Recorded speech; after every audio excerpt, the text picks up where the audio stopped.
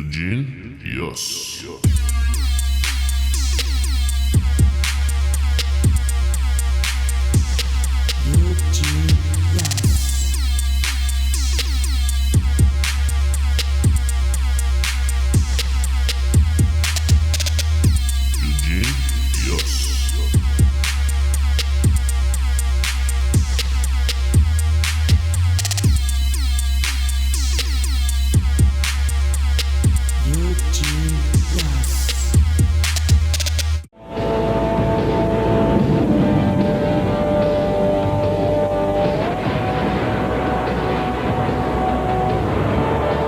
WWF, what the world is watching. This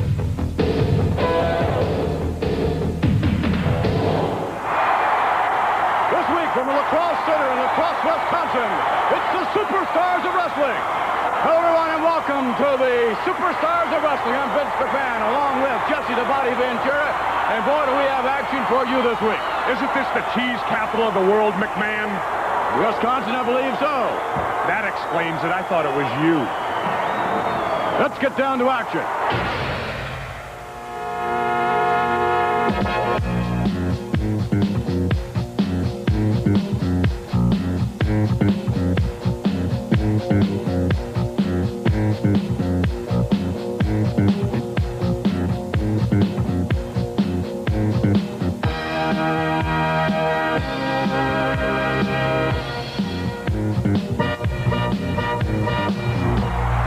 This week on the Superstars of Wrestling, scheduled to join us the undisputed World Wrestling Federation heavyweight champion in a special interview.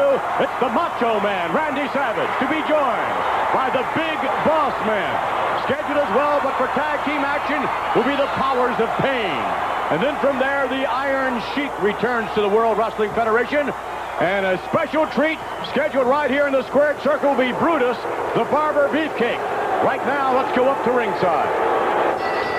With the Iranian flag held high by the Iron Sheik, he makes his return to the World Wrestling Federation. You know, it's been a while, McMahon, since I've seen the Sheik, but for what I can tell, he looks in fine shape. He's been out training. He looks the same to me, which is not to say he was in bad shape before. Indeed, he's always been a physical specimen, to say the least. Former World Wrestling Federation heavyweight champion. You didn't have to bring that up, did you? Why not? It's facts. I only speak in facts.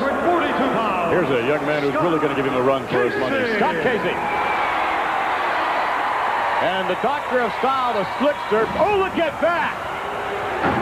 Hammering away the Iron Sheik using the flagpole just a moment ago on Scott Casey. Well, ramming him to the pole. I can see, McMahon, the Sheik hasn't changed his style at all, has he? He hasn't changed his style, and he hasn't changed his temperament, as we found out earlier on when he had an occasion to say this. خدمت همه شنوندگان ایرانی عزیز سلام عرض کنم. همه دنیا پهلوان‌های ایران رو میشناسه، مخصوصاً the Iron Sheik, all American, the all liar. Everybody know the Sheik is number one. Look at me, USA. You're right, he hasn't changed a bit, has he? He certainly hasn't. Scott Casey whipped to the rope and off, and the Sheik takes him down again. Yes, he has, though, McMahon. He has changed. I've never seen him wrestle with the robes on before. Well, you know, usually he takes them off, but apparently maybe this is his new style. Not so sure about that. Preparing for a back body drop, and miss. Scott Casey connects. Now the rope comes out one way or another. Casey trying to set up the Sheik, whipped him to the rope. Boom, and yeah! Scott Casey going to town on the Iron Sheik. And Casey's a veteran, you know. The Sheik took advantage of him early, and you can't do that to a veteran like Casey. Casey trying to set up the Sheik, whipped him to the rope, sent him out. Oh, telegraph maneuver there. The Sheik caught him. He's still got those boots, McMahon. Yes, very controversial footgear of the Sheik. Beautiful gut-wrench suplex right there. Oh, wait a minute. Now the Sheik trying to set up Scott Casey. With the camel clutch, gets him over. Gets down into the small of the back. Now reaches up. And this could be history for Scott Casey. It's over. That's a tough hold to get out of, McMahon, believe me. Here is your winner, the Iron Sheik. The Iron Sheik victorious. In just a moment, we'll go back and take another look at the way the Iron Sheik follows Alex Shaw, Scott Casey. Let's go back and take a look now. There you see the Iron Sheik setting up for the camel clutch. Takes his time because he's got Casey hurt. Hooks it in. Definitely gets the submission. McMahon, I'm sure you've got something to talk about here right now, don't you? Indeed, because scheduled next will be the Macho Man, Randy Savage, the undisputed World Wrestling Federation champion. Let's take you to the interview.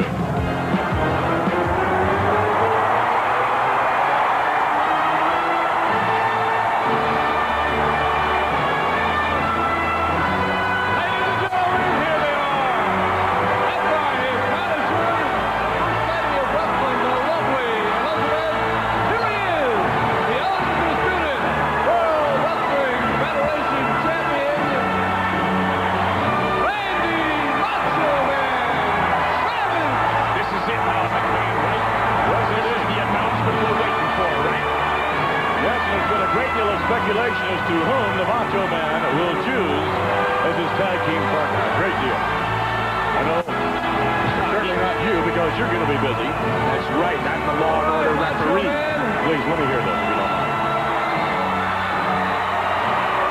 You better choose a good one. He's Macho Man, I know you are very aware, perhaps too well aware of what happened the last time we talked on this very same platform. Oh, yeah, and that's not gonna happen this time, no. Last time that I was interviewed out here on this exact same platform, Bobby Weasel Heenan and Andre the Giant came strolling right out here. And I'm telling you, issuing the Macho Man a challenge. This is what happened before. You remember it well. I remember it very well, $1 million McMahon. man and his money set me up where the DiBiase could attack me from behind and knock me off this platform and straight onto the concrete floor. Right over there. Airborne, yeah. Right inside the concrete, which made me easy pickings for Andre the Giant, Ted DiBiase, and Bobby Heenan. And that's not gonna happen this time. And I'll tell you something else that's not gonna happen this time. And that is Virgil, the bodyguard of the $1 Million Man, of the man with the dirty money. Because Virgil came out here and put his dirty, slimy hands on my manager Elizabeth's shoulders and forced her to watch. Look at that. Another flashback. Look. Bobby Heenan. Look at that. That's disgraceful. It's disgraceful, but I'll tell you what, the Macho Man looks totally helpless inside them big paws of Andre the Giant, don't he? Come on, it's a double team. That's no double team right there. That's not going to happen this time. And the reason that it's not going to happen this time is because right now at this very second, I've got somebody watching my back. Somebody I can trust. Ooh, Elizabeth? Somebody. A lot of good she did last time, right, McMahon? I don't think that's... Somebody in this building right now. And that somebody is my tag team partner. And I got me a tag team partner. Andre the Giant and Ted DiBiase have got me a tag team partner. And he's the greatest tag team partner that anybody in the world could ever have. Well, it ain't you, Vince.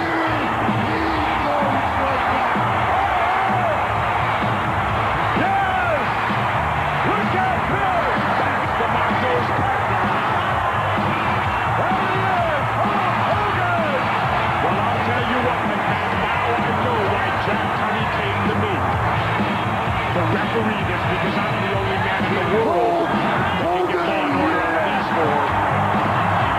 Judging at the tall order even for you to attempt to maintain law and order between DiBiase Andre and these two tag team partners, the Madness and the Mania, coming together. Well, I'm excited, McMahon, because I'm going to be right in the middle of all this. Nobody is going to be any closer than me when these four get it on. Take a look at the shape the Hulkster's in. Wow! All right, let's get a word from him now. You know something, Macho Man? I like your style, brother. I know where you're coming from. I know where you're going because I've been there. But there's one thing, Macho Man. You've only made one mistake. And that mistake is, brother, when you're the WWF champion, you should know whenever you dial on the telephone, they're going to be trying to wiretap you, trying to monitor your calls.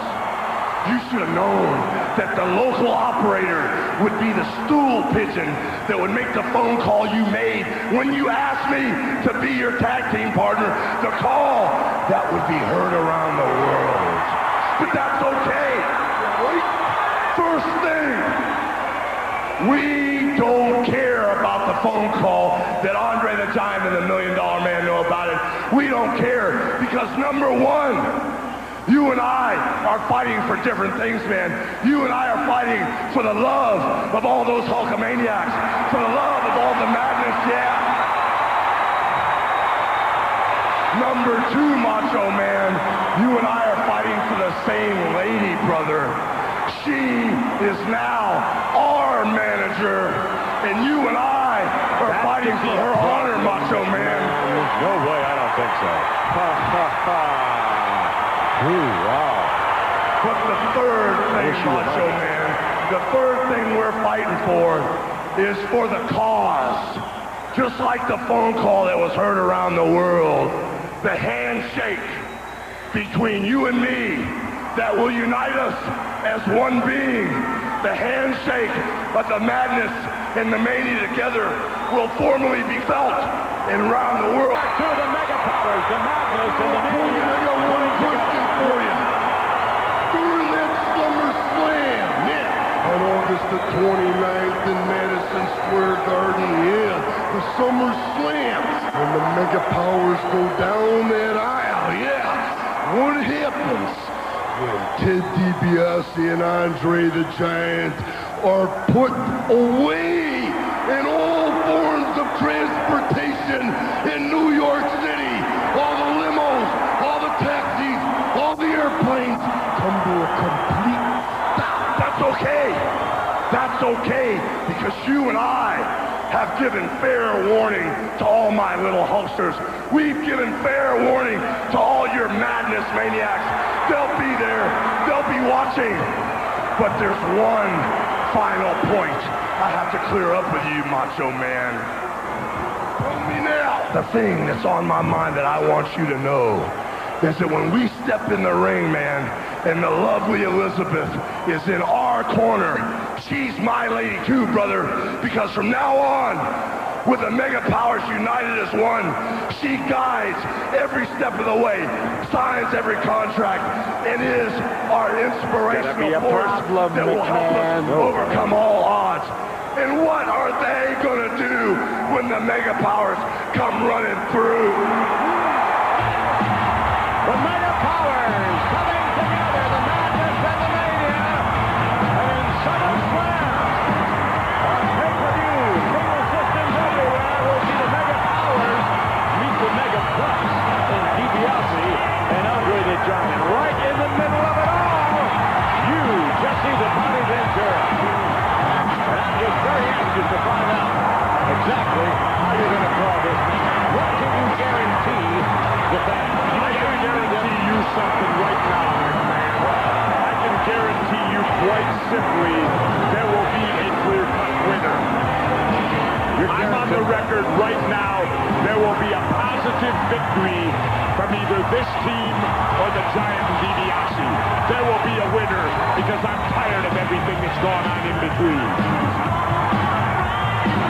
Elizabeth, the manager of both now. Not only the madness, but also the mania. The manager of the mega powers, Elizabeth. Wow. You know, I'll tell you, McMahon, I am pumped up over this because it's been 2.5 years since I've stepped through the ropes, and I'll be right in the middle. We'll be right back with more World Wrestling Federation action. Controversial pieces of equipment, I guess you'd have to call it. What, the megaphone? No, come on. You know what I'm talking about. Oh, the shin guard. Yeah, that's right. That's right. You know, McMahon, getting back to my refereeing coming up. Yeah. You know what I like about this? I am in the position of power. I I mean, it's obvious both sides are going to think that, you know, where's Jesse's favoritism could lie. Oh, I think that has crossed I'll tell you what, the first thing I'm going to do from this point on, I'm going to make Hulk Hogan call me Sir or Mr. Ventura. You're what? Yeah. I'm the boss in that ring. I think, second of all, I may want Liz to come over maybe to my place and do a little yard work. Jesse, that is the very attitude, I think, that has so many people so concerned about your officiating. We'll have a further comment on that a little bit later, but right now, I'd like to take you to comments from The Rock that were pre-recorded. And here's what Don The Rock Muraco had to say. You know, Hammer, ever since you Pearl Harbor superstar Billy Graham, every day for me has been sunshine and roses. Because every time my head gets off the pillow, every time I look out the door, I know that today is Valentine's Day, and I'll be looking for you. Yes, so Mr. Valentine best heed the words of The Rock. And every time Mr. Valentine looks over his shoulder, he could very well find Don Muraco. And what a collision that's going to be, McMahon. You got two of the finest prime athletes I've ever seen inside that ring. Let's get back to your officiating, Jesse. Earlier on, you made a guarantee that there was going to be a positive victor. And I'm not too sure that that's the guarantee that fans would really like to hear from you. I think more than anything else, the guarantee the fans would like to hear from you is whether or not you're going to be totally unbiased, whether or not you're going to call this match from a very fair standpoint. That's, I think, what fans would like for you to guarantee them. And you want me to make a statement right now on that? Well, you can think about it. All right, I'll think about it for a while. But by the same token, McMahon, getting back to what I talked about, you know, everybody thinks Jesse the Body can be bought by the $1 million man's money. I know that's crossed your mind, hasn't it? Jesse, not only has it crossed my mind. I have pride, McMahon. Money can't mean everything to a star like me in Hollywood. Well, I can tell you that before you became a big Hollywood star, Mr. Ventura, I believe I can quote you almost chapter and verse of stating that, yes, you would have a price for the $1 million man, Ted DiBiase. Did you make such a statement or not? Yes, I did, but that was before. Now it's after. You know, I'm like a politician, McMahon. You go with the flow. Well, no, you know, we're in the middle of the big political season right now. Someday you might even see President Ventura. President of what? Certainly not the WWF, I'll tell you that. Whoa, wait a minute now. Valentine adjusting the controversial leg gear we made reference to earlier. Figure 4 leg lock. He gets that submission faster than I've ever seen before. Here is your winner, Frank the Hammer Valentine. The Hammer victorious as we'll take you down to the World Wrestling Federation Event Center. Hello, everyone. I'm John Mooney here at the WWF Event Center. And oh, what a night it is going to be, August 6th, starting at 8:30 p.m. at the Boston Garden. That will be a Saturday night. And it is going to be some evening of World Wrestling Federation action. Just listen to these great matches that are going to take place. The Hart Foundation, Jim the Anvil Neidhart, Bret the Hitman Hart. They will take on the fabulous Russo brothers, the Birdman, Coco Beware to meet the Outlaw, Ron Bass. A non-title bout for Axe and Smash of Demolition. They will face the British Bulldogs. Hacksaw, Jim Duggan to meet Andre the Giant in a lumberjack match. And this one for the World Wrestling Federation Championship, a return title bout. The Macho Man, Randy Savage, to defend his title against the $1 million man, Ted DiBiase. Also the Intercontinental title on the line. Brutus the Barber Beefcake to meet the Honky Tonk Man. You know, Beefcake says his girlfriend's going to be at ringside. She's ugly, she's got hair. And she goes, oh, yeah. It's George Steele. Here's the thing, here's the thing. He's invited Peggy Sue back to ringside with the Honky Tonk Man. And he's got somebody, he said, his girlfriend standing back lurking in the shadows that we can hear it coming over the TV screen. It's going, you. It's got animalistic tendencies, hair. It's got hair all over it. And you want me to bring Peggy Sue back, Brutus? You want me to bring her back after what you did to her the last time? Oh, you deserve the rematch. I'll be glad to give you the rematch. But this thing about having somebody over there like what you have, I'm not going for this. Peggy Sue's not going to be around for anything like this either. She don't like it. The Intercontinental Champion, the Honky Tonk Man in Georgia. will be in Beefcake's corner. The fabulous Rougeau brothers, they will take on the Hart Foundation. You know, Hitman, the Rougeaus are awfully obnoxious. You know, they're saying, what's with the Hart Foundation and all the pink? They're calling us a bunch of sissies. Hey, you see this? You see that right there? That's a heart. Something you know nothing about. Let me tell you something, Jacques and Ramon. I didn't like you a long time ago, and I certainly don't like you now, and I'm looking forward to facing the fabulous Rougeau brothers. Alive and kicking the Hart Foundation. The Hart Foundation, Jim, the Anvil Neidhart, Brett, the Hitman Hart, at the Boston Garden. They will meet the fabulous Rougeau brothers on August 6th. And right now, the World Wrestling Federation has a crush for you. Orange Crush presents Ravishing Rick Rude, 250 pounds from Robbinsdale, Minnesota, as he drops Larry Stevens to the canvas with his devastating rude awakening. To any athlete of the United States of America, where there are a lot of reasons why I am superior to any athletes of this country, but the main reason is you are looking at the world's strongest man. All right, yeah, you know what that means, Jay? What? That means it's hair-cutting time. Yes, indeed, the shot taken. Oh, look at his nice little carrying case he has now. I suppose that belongs to Sal Fedora or whatever that character's name was. No, I don't think the world champion would be carrying men's hairstyle is located to carrying quite like that. Brutus is a little eccentric. I think that's pretty safe to say. That's putting it mildly. Dixon having a look of concern on his face a moment ago, and justifiably so. Yeah, because if he loses the match, he'll get a trim. You know, McMahon, can you imagine what feeling I have right now? This huge, tremendous bout coming up. Hulk Hogan, Macho Man Savage against Andre DiBiase, and I hold the key to the whole thing right in the palm of my hand. There you can see a gentleman getting a little closer look at the action, and that's exactly the way you could perhaps be officiating this matchup with the WWF binoculars. Then you really get a good bird's eye view, Jesse. Yeah, I might have to carry a pair of them into the ring. They're real stylish. The Barber with a high knee, and Mr. Dixon picking himself up off the mat. I love it, though, McMahon. Hulk Hogan calling me sir. That's going to be great. Jesse, there is so much concern as to exactly the way you're going to officiate this match. I mean, there need not be concern, McMahon. You seem to be the only person concerned, and you know what I think the problem is? What? I think you're jealous that Tunney didn't name you the referee. There's no way I'd get in there. Not with those monsters. Not with the feelings that DiBiase has for Savage and vice versa. Then therefore, shouldn't you be patting me on the back for having the guts to get in there and be part of the final outcome?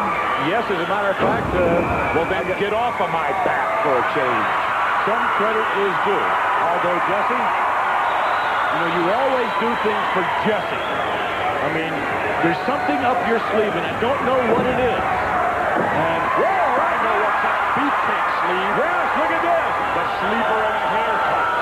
And poor Mr. Dixon. The Barber with a sleeper holding Dixon will not escape. And Brutus the Barber obtains victory. Let's go to the announcement. Brutus the Barber Beefcake. Well, the there's a cutting. Will we see the cutting? I hope not. Maybe not. Look at that, just imagine the honky's going to look like. Before and after, right? Uh-oh, look at this. Just a little trim shot. A little off the side, a little off the top. Let's go back to the replay and take a look at the way the Barber polished off Dixon. Well, there you see Brutus the Barber. He's got the sleeper hold hooked in on Dixon. It's night time, and there it is, haircut time.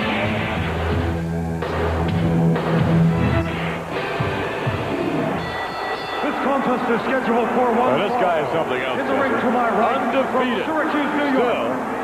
In the World Wrestling Federation, I am not. That guy right there? No, I'm not making reference. And his opponent from Harlem, New York, weighing 270. Look out, here he comes. DeFalco should have read the book. On this man, Bad News Brown, everyone else has. You just don't turn your back on Bad News Brown. Here's what Bad News had to say earlier. What does it take? That's right. I said, what does it take for you beer-belly sharecroppers to realize one thing? That Bad News Brown is undefeated in the WWF. And Bad News Brown will stay undefeated in the WWF because I will squash those cockroaches. Man, did you hear that? He called you a beer-bellied sharecropper. That's a good name for you. I hope he was not addressing me. DeFalco snapped off the top rope by Bad News Brown. Undefeated, this man. Yes, but you wonder how long he will retain that undefeated streak. Well, I can't see no one in the future taking him down right now, man. No, I cannot. Every dog has his day, Jesse, you know that. Cover here, or not much really of a cover, more of a rubbing the elbow into the esophagus area, Bad News Brown. Well, he's an arrogant sort of individual, isn't he? That he is, but he's got a right to be arrogant. His record backs him up. If you win, you can be arrogant, McMahon. Yes. And I wonder what sort of a referee, an arrogant referee, is going to make. Because that's what you are. Well, let me tell you this, McMahon. Why then did Jack Tunney have the confidence to put a match of this magnitude into the palm of my hand? I have no idea. I have thought about that. And you know what the worst thing is about it? What? He's got some secretary named Emily Hotbody or something that's been bothering me day in and day out. Calling me up and bothering me to no end. What does that You know anything about her? Listen, I question Mr. Tunney's judgment publicly. Oh, look at this. Oh, my, right behind the back of the head, DeFalco. This one's over. Down like a ton of bricks. And over. Bad News Brown, his hand raised high, and he is bad news for his opponents. And, oh, look at this. Come on.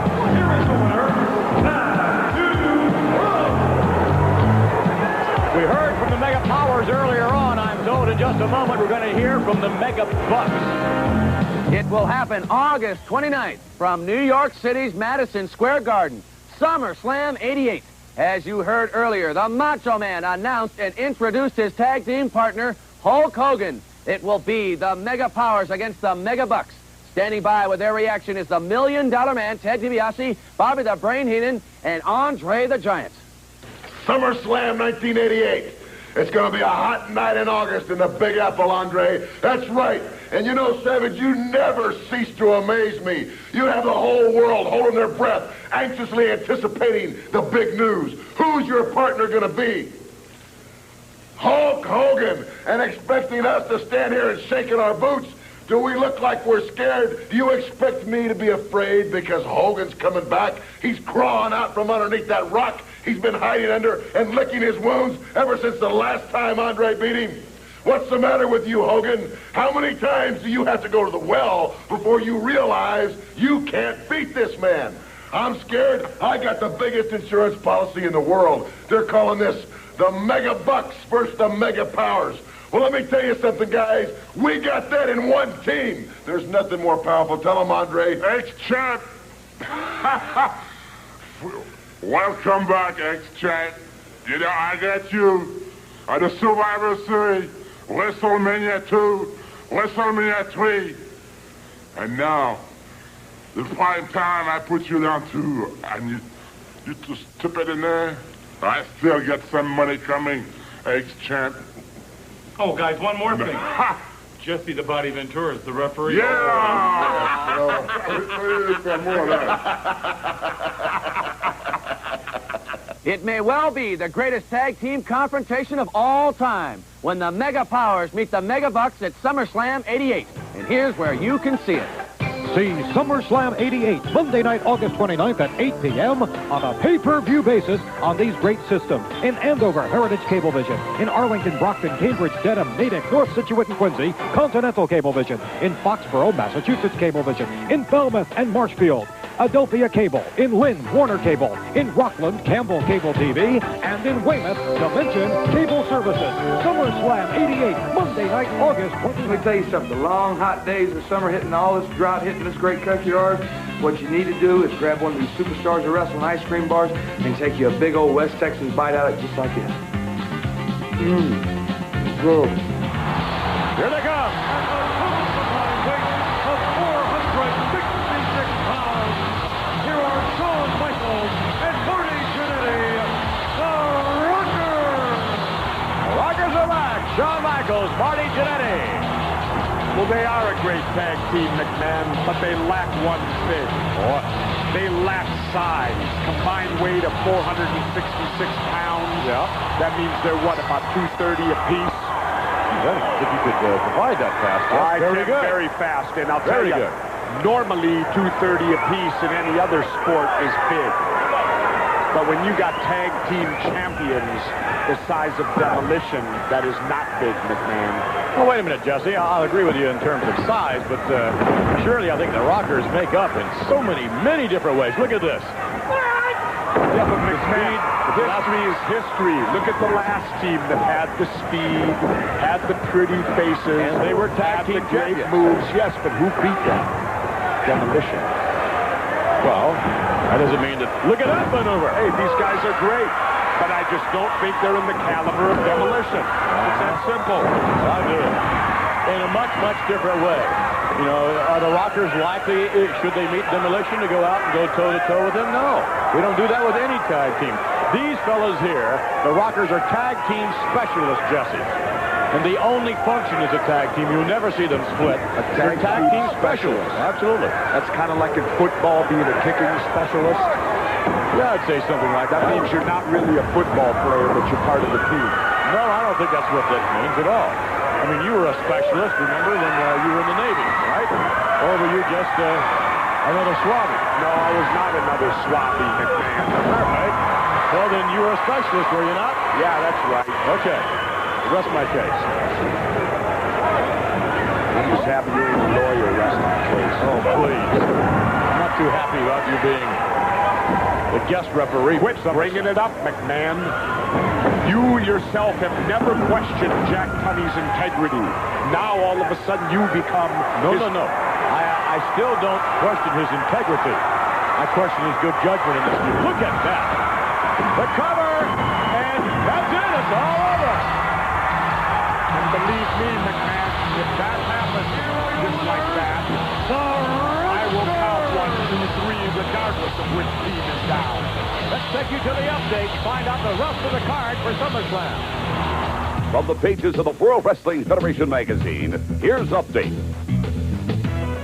All right, Gene Okerlund here. You heard the profound announcement from the undisputed World Wrestling Federation heavyweight champ earlier on, Macho Man Randy Savage declaring that indeed Hulk Hogan would be his tag team partner in SummerSlam 88 when they meet Andre the Giant and the $1 Million Man Ted DiBiase. The Mega Powers to meet the Mega Bucks and special guest referee Jesse the Body Ventura. That'll take place in Madison Square Garden Monday night, August the 29th. It's SummerSlam 88. But hold on. There's more. Demolition, current reigning World Wrestling Federation Tag Team Champions, have a title defense against the Hart Foundation.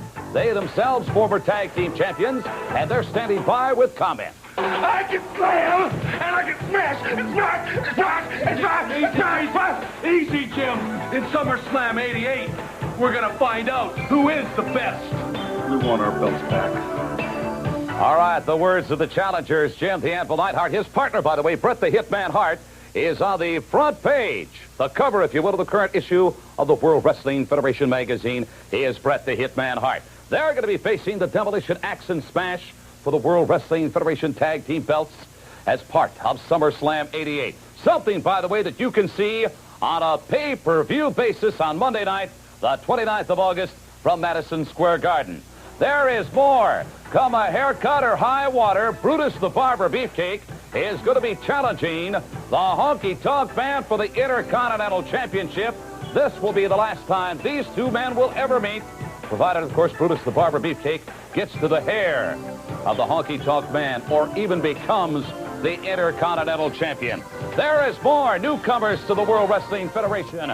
The very impressive Powers of Pain are going to be going against the tandem of the Bolsheviks, Nikolai Volkov and Boris Zhukov. Jake the Snake Roberts to meet the mighty Hercules. Here's another great one. It is going to be none other than the Junkyard Dog squaring off against this man, Ravishing Rick Rude. At the SummerSlam, Ravishing Rick Rude's going to be double rude. First, I bury the Junkyard Dog with Rude Awakening #1. And then, a lucky young lady gets a quick trick to heaven with Rude Awakening #2. All right, the heat is on. It's going to be Rick Rude, Ravishing Rick Rude, meeting the Junkyard Dog. But there is more as part of SummerSlam 88. It will be the Rock Don Muraco going against Canadian strongman Dino Bravo. Ken Patera to meet Bad News Brown, and more Coco Beware to meet the Big Boss Man. Former World Tag Team Champions, the British Bulldogs, squaring off against a couple of Canada's finest. They are the fabulous Rougeaus, Chuck and Raymond. Plus, Brother Love is going to have a special guest for his first live appearance. Brother Love, we love you. Brother Love with his special guest. That guy thinks he's going to rifle my poke for a C-note. He's got to be out of his mind. And do not forget, the big main event, ladies and gentlemen. Hulk Hogan now announced as the tag team partner for the Undisputed World Wrestling Federation Heavyweight Champ, Macho Man Randy Savage, to meet Andre the Giant and $1 Billion Man Ted DiBiase. The Mega Powers going against Mega Bucks, Jesse the Body Ventura to be the special guest referee. All of this to be part of the big one on Monday night. That's August 29th in SummerSlam 88 from Madison Square Garden. Be part of it on a pay-per-view basis. I wouldn't want to be in Coco Beware's shoes. Look, that's the guy he's facing in SummerSlam right there. Weighing 280 pounds. You know, I feel good about it, though, because if there's one place Coco ought to end up, that's in jail. That's a good spot for him. And Frankie with him. Frankie's used to being inside bars. Don't you think Coco looks a little criminal, though, McMahon? No, I don't. Not at all. You think he has that criminal forehead like you do, Jess? Come on. You're calling me a criminal forehead, a beautiful Hollywood star like me with women chasing me everywhere? Sure, McMahon. Dream on. Let's take you to what we heard earlier. You know, Big Boss Man, when you go against Coco Beware in the SummerSlam, it'll be a different encounter because you've been used to jailbirds, but this time it'll be a blackbird. He's going to find out that I'm just an instrument of justice, and justice has no mercy. Justice has no mercy. Big Boss Man clotheslining his opponent down to the canvas, Chris Goodman. The Big Boss Man can really throw his weight around literally as well as figuratively, can he not? Well, he's a big man. He's got a, what is his weight, McMahon? He gets what he deserves right now, brother. What he deserves. Oh, Slickster says give him what he deserves. Let's see what he deserves. Ooh, Wow. Crush your ribs in a second. Apparently he gave him what he deserved. I guess. Here is the winner, the Big Boss Man. Big Boss Man victorious. Oh, come on. What's going on Now, here? wait a minute, McMahon. You love it when Beefcake dishes out a haircut. How come you don't like it when the Big Boss Man dishes out a little justice? Because, firstly, this is not justice. The match is officially over, Jesse. So is it when Beefcake cuts... Come on. So is it, McMahon, when Beefcake cuts people's hair. This has just got to stop. Absolutely has to stop. Someone has to do something about this. They're just trying to get a confession out of the guy, that's all. Look at him. You gonna try me again, boy? Big Boss Man victorious. We'll return with more World Wrestling Federation action momentarily. Here are the Barbarian and the Warlord, the Powers of Pain. And boy, they know how to dish out the pain. I really don't like looking at them, though. I mean, why else do they paint their faces up if they ain't ugly? Maybe the paint makes them uglier. Maybe that's what they're trying to do. Intimidate their opponents. They are big boys. The Barbarian and the Warlord together known as the Powers of Pain. Meet Wagner and Renslow. And the Powers of Pain are ready to lock up shortly, so we were told, with a real test. And I think a tag team combination that might be as large as they are, making reference to the Bolsheviks. What a matchup that'll be, McMahon. Very interesting. You know, I think you'll see a lot of quick moves in that, but you'll definitely see strength against strength. And what's going to happen? Oh, that down to the canvas. Here's what the Bolsheviks had to say a little earlier on. Як же виживати, товариші? Як ми заб'ємо та два тим там хворію, Power of Pain заб'ємо Charleston, як це правда? Powers of Pain, you're big, strong, impressive tag team. But one difference, you're not Russian, you're not great. Not Russian, what? He said you're not Russian, you're not great, I think. Oh. Sometimes I think I can understand Nikolai speaking Russian a little better than I can Boris speaking English. Well, you know, it's tough being like that, McMahon. I mean, they're foreigners in a foreign country, and they're going to be a little sloppy with the language. I mean, imagine what you'd sound like going over to Russia trying to speak Russian. That'd be a laugh, wouldn't it? Well, I don't know. It's, you know, you're not a foreigner, Jesse, and listen to your English. Hey, I talk street English, what people out there understand. I don't talk this Harvard jargon that you do. You're more into the Hollywood sort of right? Yeah, if I want to be. If you want to be. Here we go again. If you want to be a fair referee. If you want to favor Ted DiBiase and take some of his money. If you want to... I don't need his money, McMahon. You don't need his money? I don't need his money. I got a residual check for video market off Predator. You should have seen that one. I'd like to. That'd water your mouth. I'm sure. Renslow and Wagner having some difficulty here, as you might suspect, with the warlord in the Barbarian.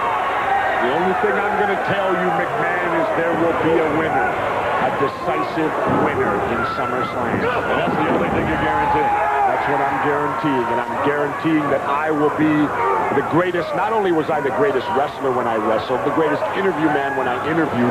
When I'm done with this, I'll be labeled the greatest referee to ever walk. What a spear that was! And a drink out. That one's over. You know, these guys are surprisingly agile for being so big. Very. Here are your winners, the Powers of Pain! Powers of Pain victorious. Let's go back and take another look. Look at this. Who is that now? Which one is that? That's the Barbarian. That's the Barbarian with a diving headbutt, drives it in and gets the win. Wow. Let's take you to the Event Center. Welcome back to the WWF Event Center. And we are going to have a great tag team match taking place August 6th. It will involve the British Bulldogs. They have worked long and hard, climbing their way back to the top. They will face Axe and Smash of Demolition. What is this, Bulldog? Is it a joke that you want a championship match? But first, you prove yourself to the Demolition and Master Fuji. Yeah, you stinking goose! Why don't you turn around and ask that little mangy of yours, that mangy mutt? Maybe she'll help you.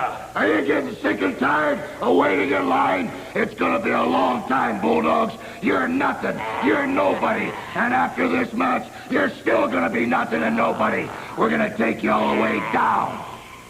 Axe and Smash of Demolition, along with their manager, Mr. Fuji.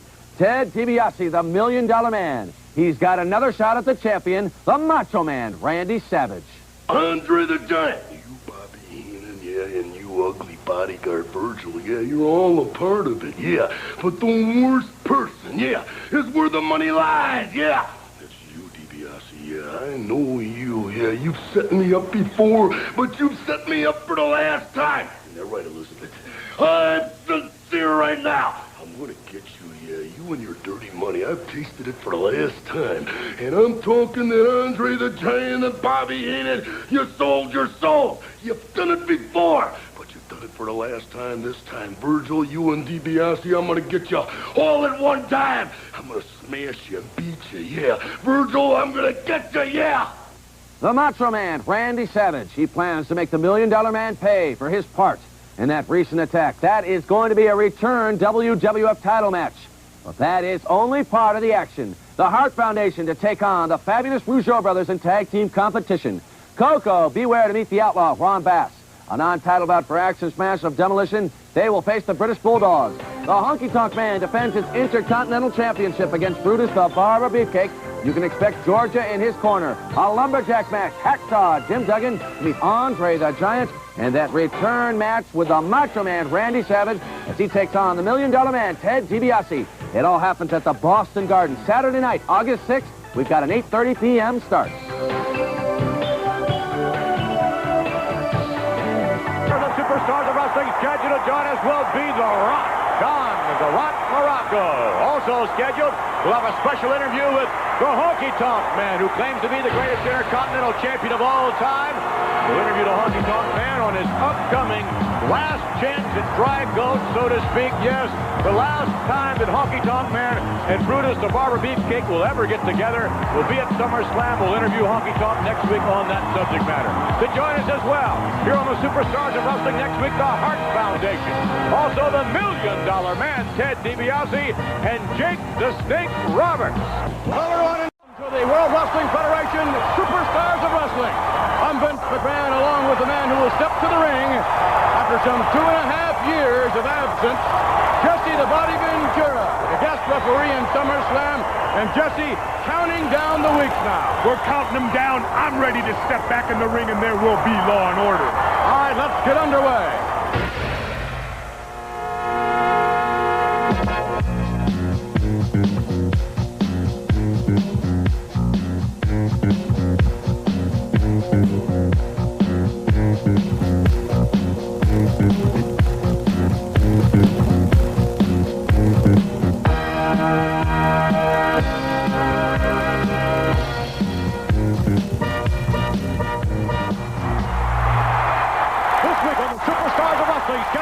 Will be Jake the Snake Roberts, to be joined in individual competition by the $1 Million Man, Ted DiBiase. From there, we'll see tag team action from the Hitman Bret Hart, Jim the Anvil Neidhart, better known as the Hart Foundation. And then from there, a special interview with the reigning Intercontinental Champion, the Honky Tonk Man. And then from there, on to an individual competition with The Rock. Right now, let's go up to ringside. So many individuals standing to their feet in anticipation of the man making his way to the square circle right now. Take a look at The Rock. Well, The Rock's impressive, McMahon, no doubt about it. He's got a great set of traps on him, huge deltoids. He's in the best shape of his life since he's been hanging out with superstar Billy Graham. Indeed. And I think really, The Rock is well, he's sort of mowing down a path of vengeance as a result of what happened really recently to superstar Billy Graham. Thanks, of course, to Greg the Hammer Valentine. Wagner, arm dragged down to the canvas. Unusual maneuver, unusual first maneuver, I should say, by The Rock. Normally, he wants to bowl you over. Well, hey, The Rock is a very accomplished wrestler, McMahon. He's well-schooled. He's been around a couple of years. You don't get as far as him not knowing basic wrestling. You seem awfully subdued this week, Jesse. I'm not subdued, McMahon. Yes, you are. Come on. I think you're getting butterflies. You're only 3 weeks away from SummerSlam, and you're getting butterflies as a guest referee, aren't you? Why? Listen, it's okay. I've got both teams eating out of the palm of my hand. Why do I have butterflies? We spoke to Greg the Hammer Valentine earlier on. Look at The Rock. He still wants a piece of that. But you know something, Rock? I can see right now why they call you The Rock. Not because you're big, bad, and ugly and got all those muscles. It's because you're stubborn and you won't give up. You won't concede to the Hammer. Of course he's not going to concede. He's not going to concede to the Hammer. And I can tell you something else. The Rock is certainly not going to concede to Dino Bravo in SummerSlam. Well, I wouldn't want to be in The Rock's shoes, really. I mean, he's facing Bravo in SummerSlam knowing that Greg the Hammer Valentine is right around the corner.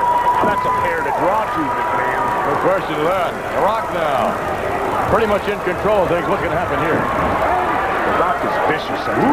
He is. Slingshot into the buckle. And Dave Wagner is suffering the consequences as The Rock now pretty much has things totally in control, climbing up to the top rope. The Rock adjusting Wagner just like he wants. Plants the knee and puts it right to the chest. You're right, he is vicious sometimes. Yeah, he could be very vicious. Very vicious man. Not that ain't enough. He's turning around trying to get approval for his style of the pile driver. And don't you think he's imagining that Valentine he's in the ring with, or maybe Bravo? Maybe. You know, McMahon, why do wrestlers look out to the crowd for approval? I never did that. I did what I couldn't think you didn't because you wouldn't have had any. Look at this. Wagner is going to go down. And he's going to go way down. He asked the crowd, should he or shouldn't he do it? Of course he's going to do it. I don't think he was really asking. It was more of a kindly gesture. Superstar Billy Graham looking on somewhere right about now and certainly very much appreciating the talent of the man who is announced now is the victor of the matchup. Rock Don Muraco. Take a look at this, guys. Here's the replay. Muraco, after getting crowd approval, drives in his version of the pile driver and gets the 3 count, I suppose, with crowd approval. Let's take you now to a special update. From the pages of the World Wrestling Federation magazine, here's Update. All right, hi, get everybody. I'm Mean Gene Okerlund. Get ready. It is SummerSlam 88. Yes, indeed. Monday night, August the 29th, from Madison Square Garden in the heart of Manhattan, New York City. This Super Summer Sizzler is fast becoming the topic of some mighty hot conversation here on the World Wrestling Federation. And well, it should. What about that gigantic main event? Macho Man Randy Savage, the World Wrestling Federation's undisputed champion, teaming up with the phenomenal Hulk Hogan. They're going to be going against Andre the Giant and the $1 Million Man, Ted DiBiase. The Mega Powers to meet the Mega Bucks in the big main event in SummerSlam 88. It all heated up not that long ago in front of a national television audience when Craig DeGeorge was talking with the World Wrestling Federation champion. Andre gesturing as if, look at that. Look, Andre may be challenging him. I don't know. But, wait a minute! From behind, Ted DiBiase, knocking the Macho Man off the platform.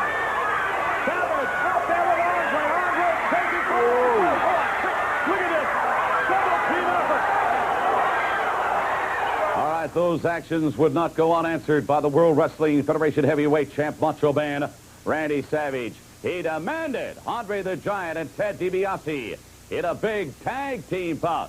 And, of course, the Macho Man would later name his tag team partner. But first of all, let's get comments from Bobby Heenan as he so graciously accepts the challenge of Macho Man Randy Savage. And you ask me, will we sign for that? Read my lips, humanoid.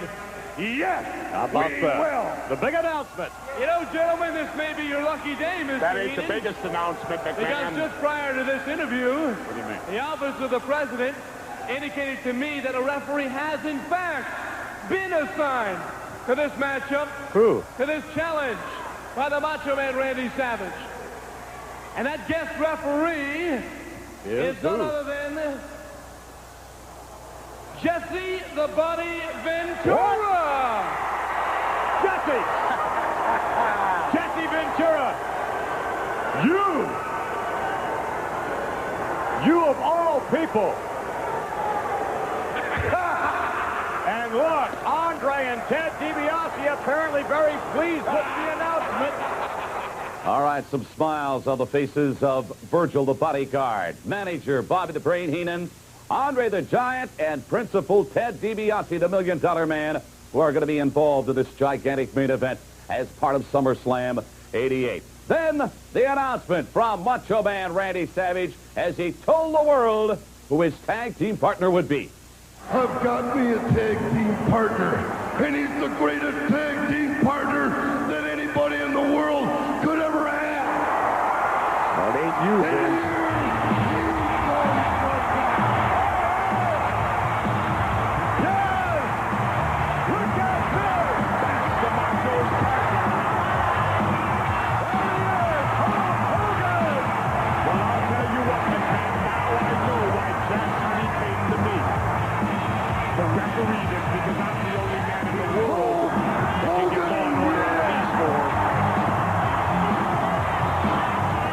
Oh, wow, what a lineup for the big main event as part of SummerSlam 88. the Mega Powers to meet the Mega Bucks. Macho Man Randy Savage, World Wrestling Federation champion, teaming up with the phenomenal Hulk Hogan. Their opponents are Andre the Giant and the $1 Million Man, Ted DiBiase. Mega Power versus Mega Bucks. And what about the Mega Referee, Mega Ref Jesse the Body Ventura? I wouldn't trust this guy personally as far as I could throw him, but hand-picking, hand-appointing him, World Wrestling Federation President Jack Tunney. It's official, Jesse the Body Ventura to referee that big main event as part of SummerSlam 88. By the way, you can experience the excitement of this big one on Monday night, August the 29th, live in the comfort of your own home on a pay-per-view basis. I strongly encourage you to get a gang or a group, boys and girls preferably, but put it together any way you like for the big one on Monday night. That is the 29th of August from Madison Square Garden. Get ready for SummerSlam 88. Don't miss it.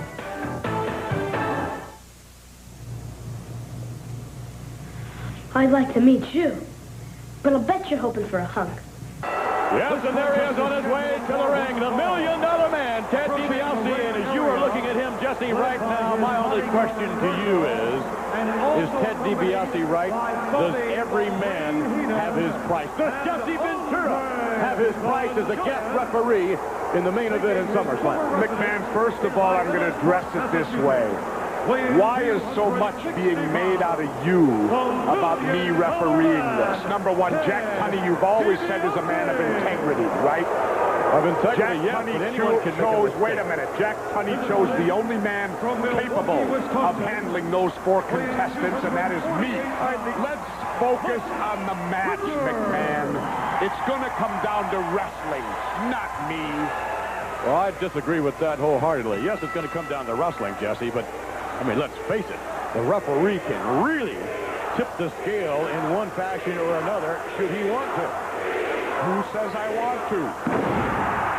I'm not too sure you do, Jeff, but you've always done things in a very eccentric way, the Jesse the Body way. That's right, and I'll referee as eccentric as I feel like reffing, but I'm not saying that I'm going along with DiBiase and the Giant.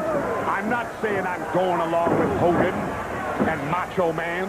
I'm going to call it right down the center, and the best team will win, and I will ensure the best team wins. I certainly wish I could believe that. And again, for the first time, a lot of individuals are questioning not the integrity of Jack Tunney, but his judgment on this. I mean, potentially, yes, physically, you're probably the only man capable of maintaining order. I just wonder what you're going to do in there to maintain order. Well, I'll tell you, McMahon, this Tuesday, the WWF magazine hits the stands. There it is. Mega Powers versus Mega Bucks rocking the Big Apple SummerSlam 88. But you know what they left out, McMahon? What? The Mega Referee. Me. The Mega Ref? The Mega Ref. I am without a doubt. You name one referee more powerful, can fight as good as me, and can maintain law and order and determine a clear victor better than me. Potentially, Jeff, you'd have to agree with you.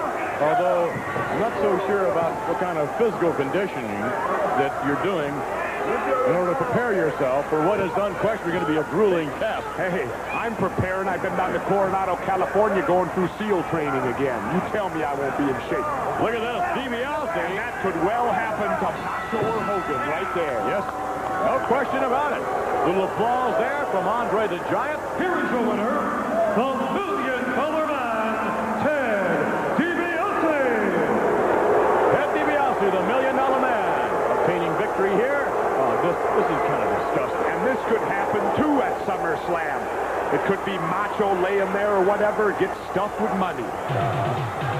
There you see the $1 Million Man catching his opponent. Big power slam right there. Wham! Boy, he put him down with authority right there and then waits for him to come up, and it's Betty by time, McMahon.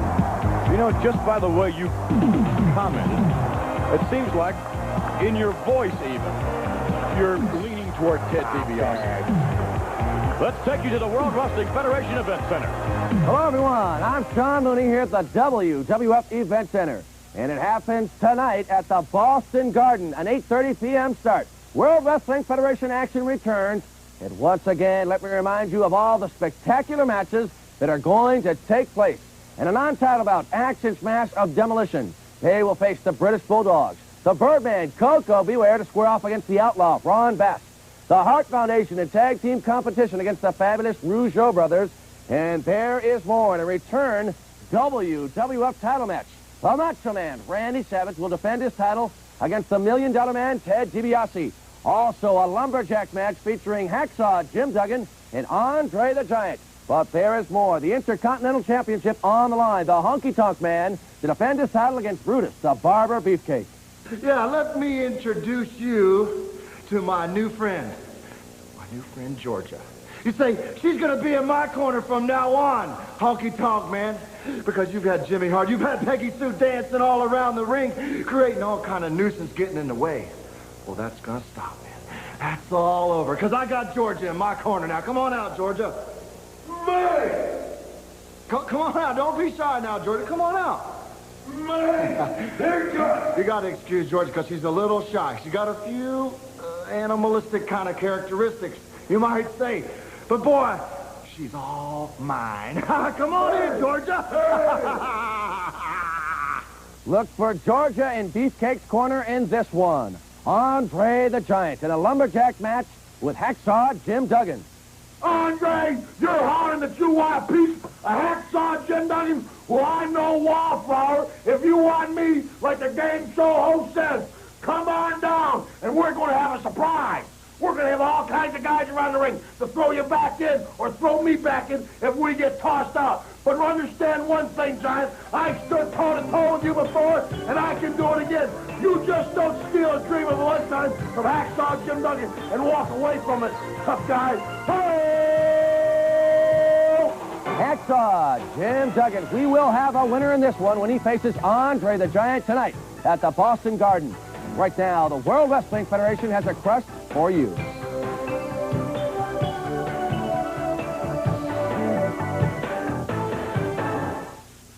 Orange Crust presents the Ultimate Warrior. 6'2", 275 pounds, as he drops Barry Horowitz from high overhead for another impressive victory. This tag team contest is scheduled for one fall. I believe you're taking a look at the next World Wrestling Federation tag team title holders of Hart Foundation. I disagree with you, McMahon.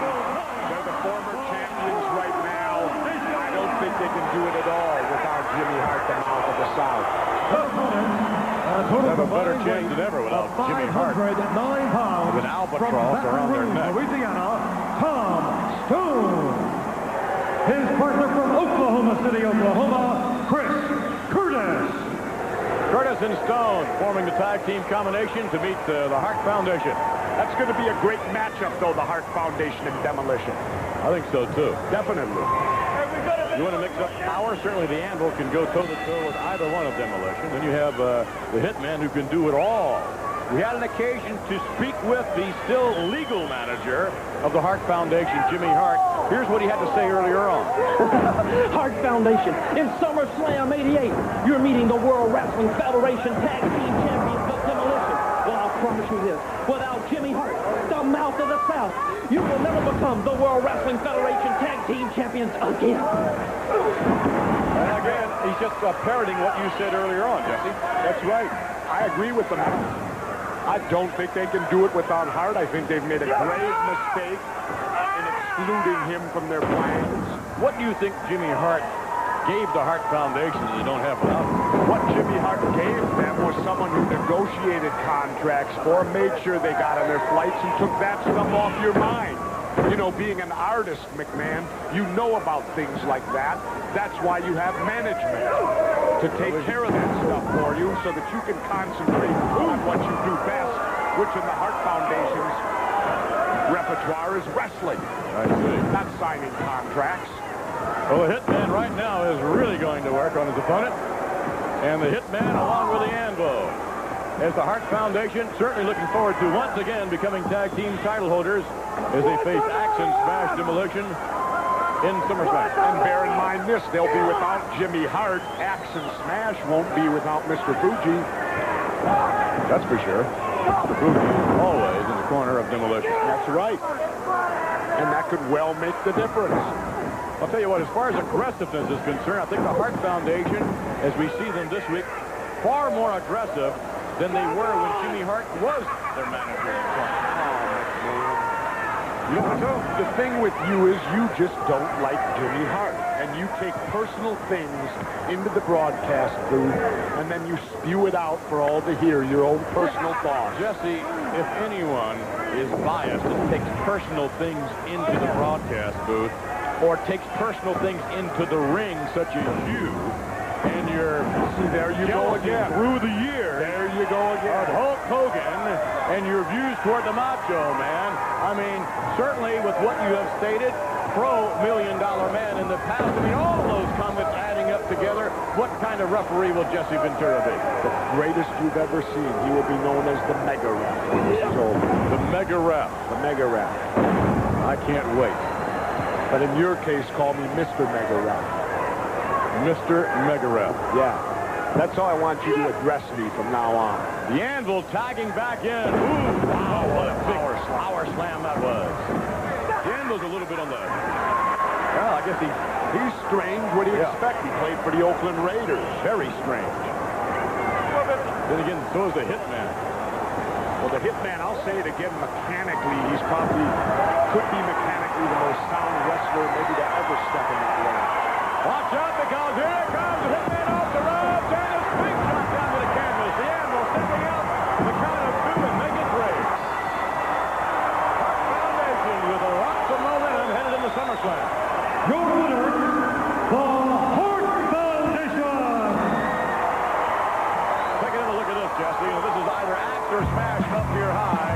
They'll find the results will be the same. Yeah, it could definitely well be. The Anvil holds him up.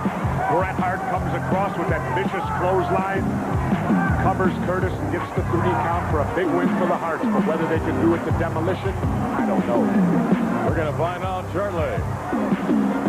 As we head into SummerSlam on a Monday night, August 29, which all of us will be able to see on our local pay-per-view cable system.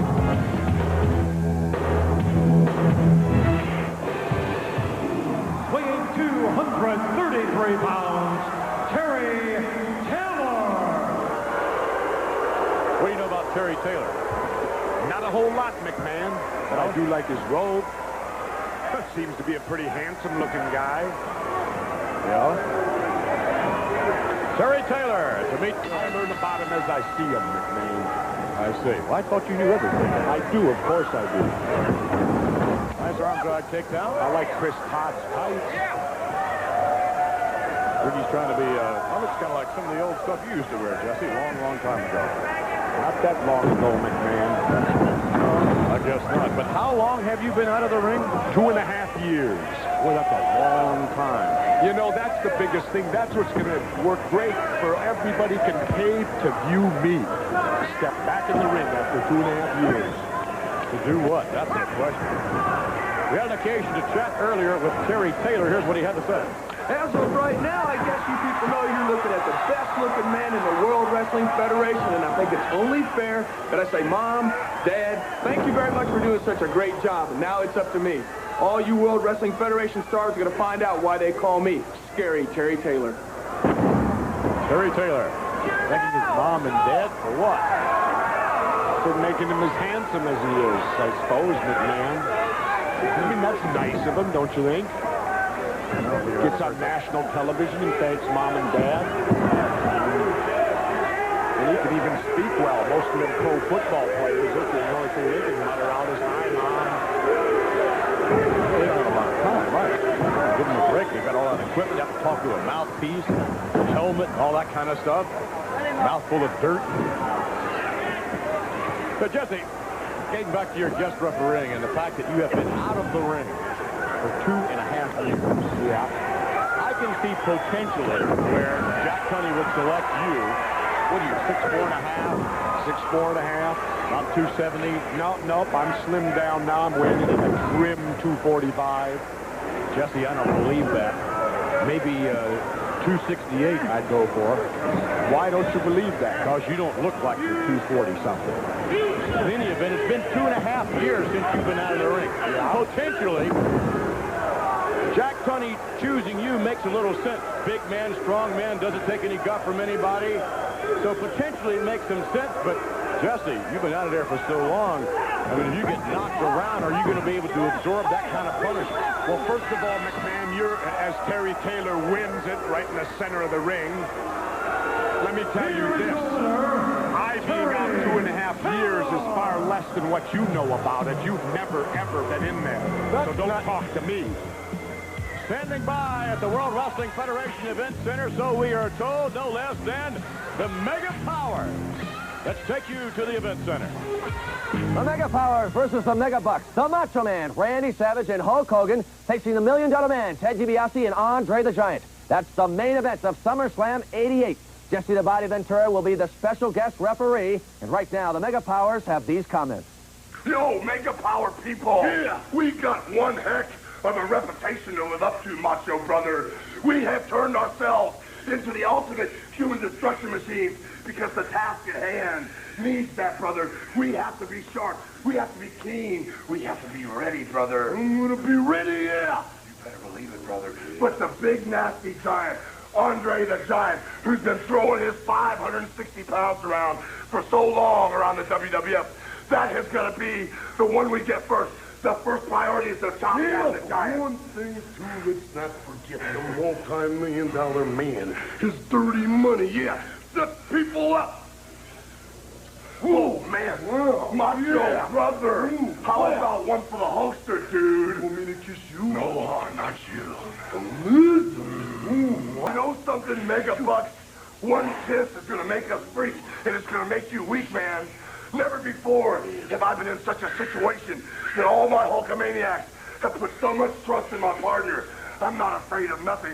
I fear no man or giant. And all I got to say, when the act is finished with Miss Elizabeth on the ringside, brother, if something happened, the giant clubs us down. If the multi-million-dollar man pays off Jesse the Body Ventura, we're what? All you gotta do, man, is look through the sweat. Look at the reason we're fighting, brother. Elizabeth, that's right, man. There's no way they're gonna beat the Mega Powers. The SummerSlam, yeah. The SummerSlam, yeah. See SummerSlam 88, Monday night, August 29th at 8 p.m. on a pay-per-view basis on these great systems. In Andover, Heritage Cablevision. In Arlington, Brockton, Cambridge, Dedham, Natick, North Scituate and Quincy, Continental Cablevision. In Foxborough, Massachusetts Cablevision. In Falmouth and Marshfield, Adelphia Cable. In Lynn, Warner Cable. In Rockland, Campbell Cable TV. And in Weymouth, Dimension Cable Services. SummerSlam 88, Monday night, August 29th. A word about Almond Joy. Looking on here, enjoying the World Wrestling Federation action, and we're just about ready to crank up again and see one of the superstars in the WWF now in individual competition. Take a look at this one. Chico Santana. 240. Tito Santana. Please show proper respect, Jesse. You know, he looks half naked without his old partner in there with him. Rick Martel? Yeah. Martel, unfortunately, apparently still suffering the concussion consequences of the match Strike Force had with Demolition. I don't buy that. Really? No, because, you know, Martel has been gone so long now. You can't tell me he's still injured. I just think the man realized that him and Chico weren't in the same ballpark as Demolition and bowed out gracefully. You know that for a fact, Jesse, or is this supposition on your part? Speculation. I see. Speculation. There's a lot of speculation on his... Oh, don't bring it up anymore. I'm tired of it. I knew what you was going to say before you went to say it. Really? Yeah. You know, let's not talk about the main event at SummerSlam. Let's talk about, we spoke earlier about the tag team title being up for grabs at SummerSlam with Demolition against Hart Foundation. Yeah. Let's get to one, the last time you will ever see Brutus the Barber Beefcake face the Honky Tonk Man. This is the last time Beefcake will have an opportunity to be Intercontinental Champion. And the last time Beefcake will have the opportunity to cut Honky's locks. Yeah, that little curl off the forehead is something I'd love to see. I'll go on the record, you know, and I'm not at all part of that match at all, man. Honky's too lucky. Beefcake's not going to cut his hair. He's not going to get the title. Listen, luck runs out, Jesse. You should know that. Luck runs out eventually. Yeah, I don't think it is on Honky. Honky's star is still shining above him, I think. That's just my prediction. Again, I'm only speculating, McMahon. Let me ask you another question about intimidation. Yeah. Earlier on, we saw the man who certainly is probably more capable of intimidating any human being in the world. We saw Andre the Giant. Yeah. Is Jesse the Body Ventura, let alone the fact that you might be able to be bumped by the $1 Million Man? I thought we weren't going to talk We're not about going to talk about him. Let's talk about Andre the Giant. Right. Will you be intimidated by a man who weighs 520 pounds? No. You won't be. I'm a referee. I'm out there with the same status as Dave Hebner, Double Dave. I'm out there with the same status as any other referee. Andre can't lay his hands on me or he'll face fine and suspension. I'm not going to be intimidated, McMahon. Wait a minute, I am a referee out there. You think why? Look at this little referee, Joey Morella.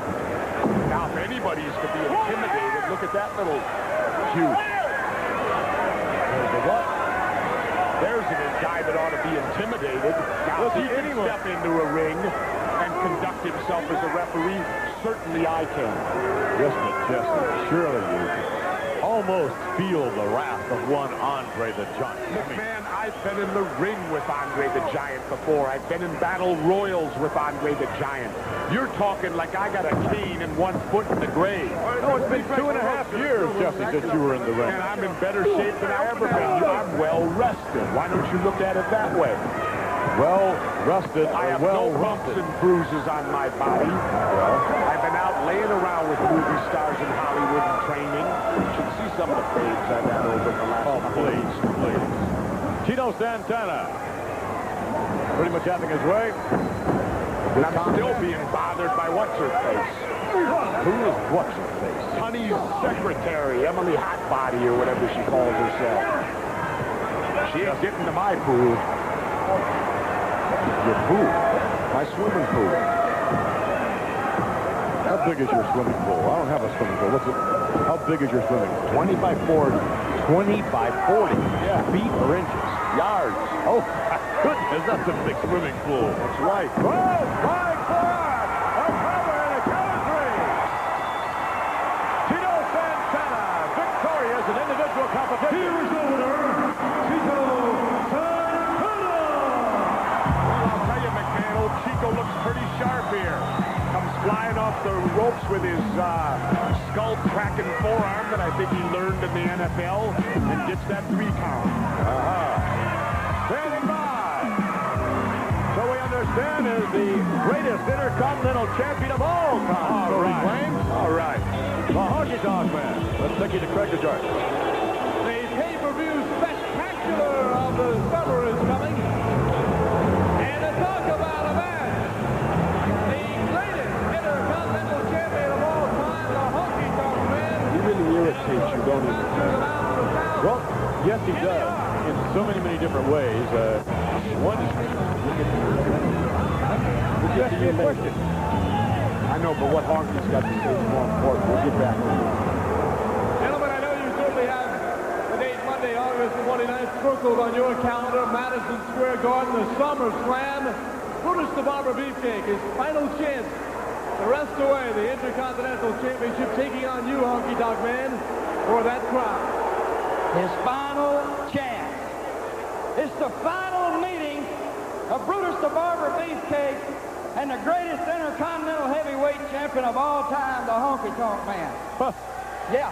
When I took one look at the contract and it said the final meeting for SummerSlam on August the 29th at my favorite place, Madison Square Garden. They love There's it there. nothing more that I wanted to do than sign a dotted line. Let me bring up one point here, Honky Tonk Man. Jimmy Hart, you listening too. The Barber Brutus Beefcake has stated he will do at least one of the 2 following things. Either he will leave the ring in Madison Square Garden with that belt around his waist, or you will leave the ring at Madison Square Garden with a new haircut. 1 or 2, maybe both. He's going to do one of the 2. Take my belt or cut my hair. I've said it before and I'll say it again. I am the greatest intercontinental heavyweight champion of all time.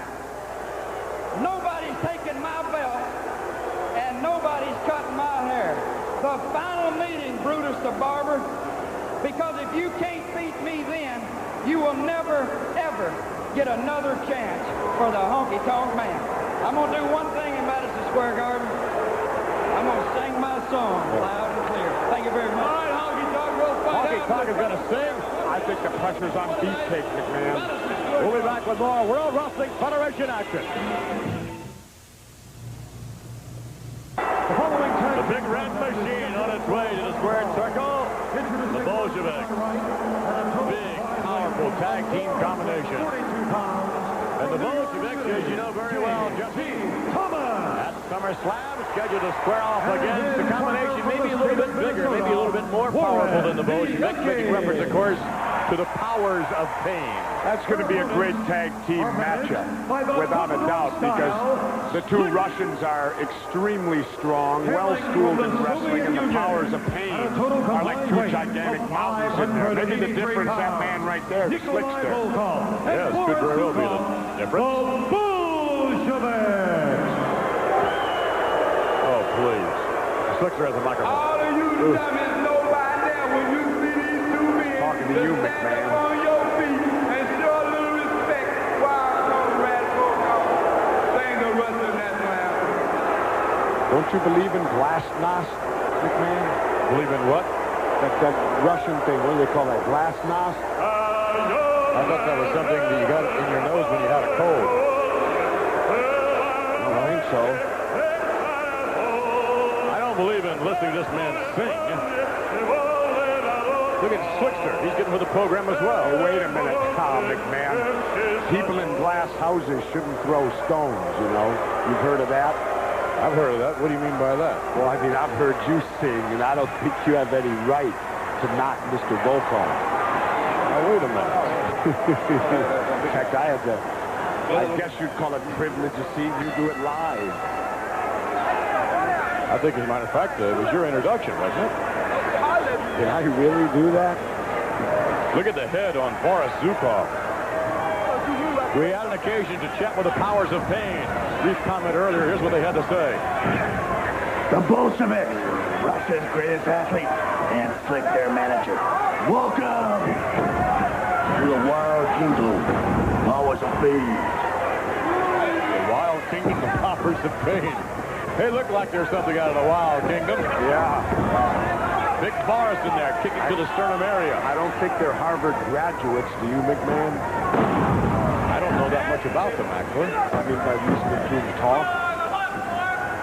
Now, wait a minute, Jess. I mean, you're certainly not a Harvard graduate. And I listen to you talk all the time. I mean, yeah, but I'm a Hollywood High graduate. I went to Hollywood High School. Forgot about that. Boris Zukov with JT, and nice maneuver by Thomas tagging in his tag team partner now. And Bianchi will try his luck. Boris whipped to the ropes. Off. Oh. Knee right into the forehead. Look at the size of Zukov's skull. Isn't that amazing? That little kid over there. What's the Slickster talking about? I don't know. Slickster, he's the type of manager, he likes to keep up that running conversation outside the ring. That's it. Yes. That's it. Lay him right in He there. may be the mega ref as the mega powers meet the mega bucks, but that man certainly has a mega mouth. Look at this. Yeah, oh, wow, they dumped him right on his head. Boris Zukov with Bianchi. Tries positioning, gets some momentum. Oh! He's getting he got it back. Oh, yes, he did. Wow, forget it. He caught a forearm from Volkov outside the ring and walked back into a clothesline. He's got to be on rubber leg street. Legal tag was made as Boris Zukov, the legal man in the ring. Ooh, wow. I think they can get the 3 count. No kidding. Maybe to 300. Turn out the light, the party's over. Here are your winners, the Bolsheviks. The Bolsheviks victorious against the powers of pain, looking on in this There you see, ooh, wow, from the front, the clothesline. Volkov picks him up, and here comes Big Borisov with a big forearm. That's 1, 2, 3.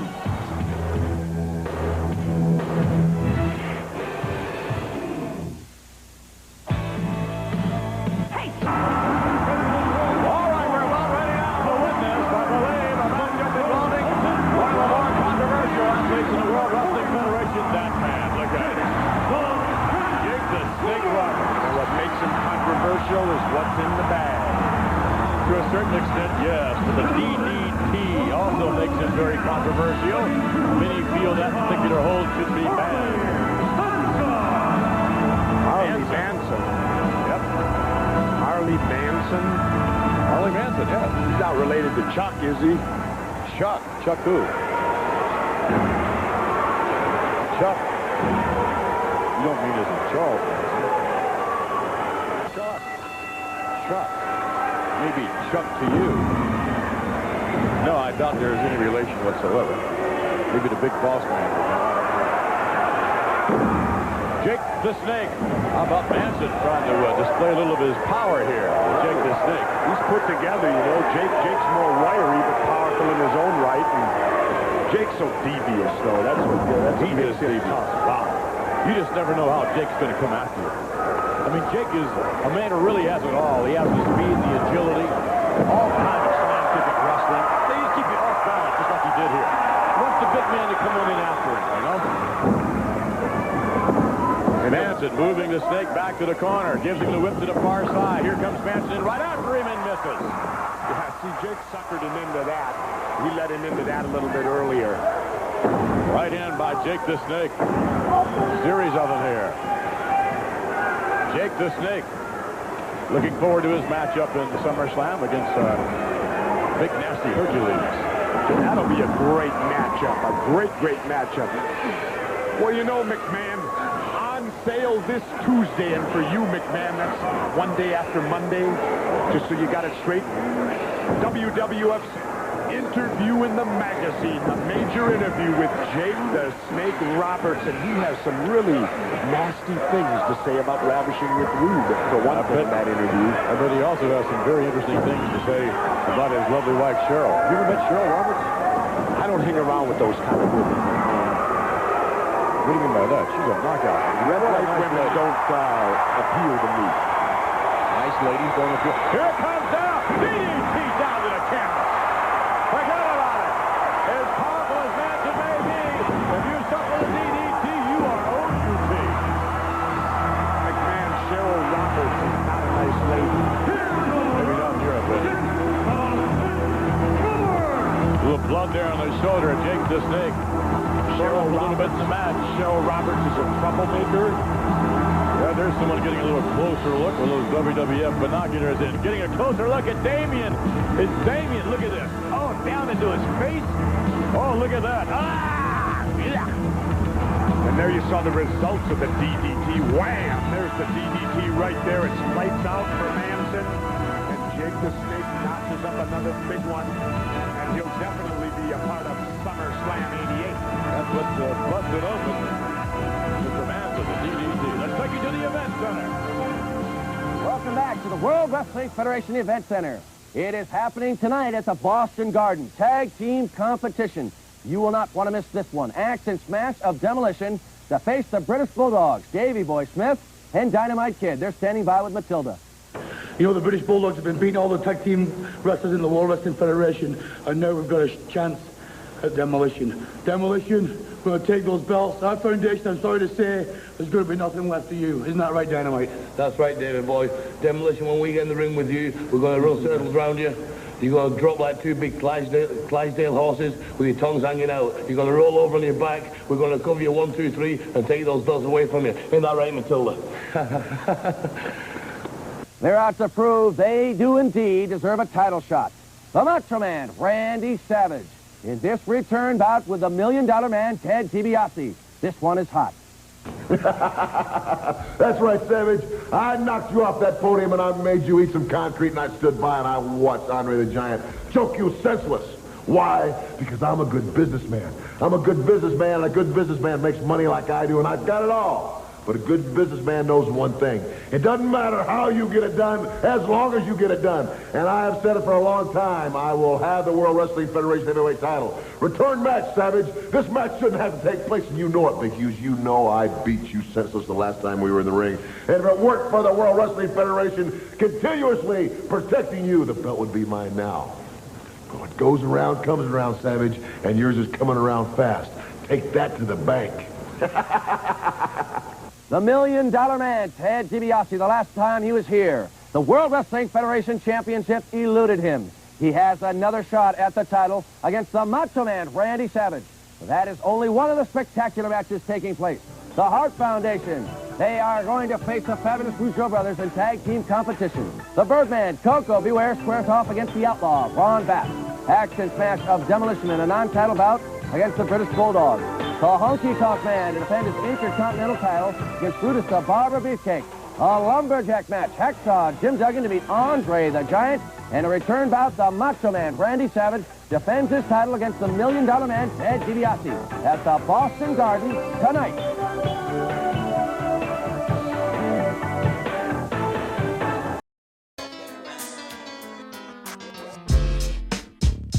Oh, yeah. I get around. Still clown with the underground when we come around.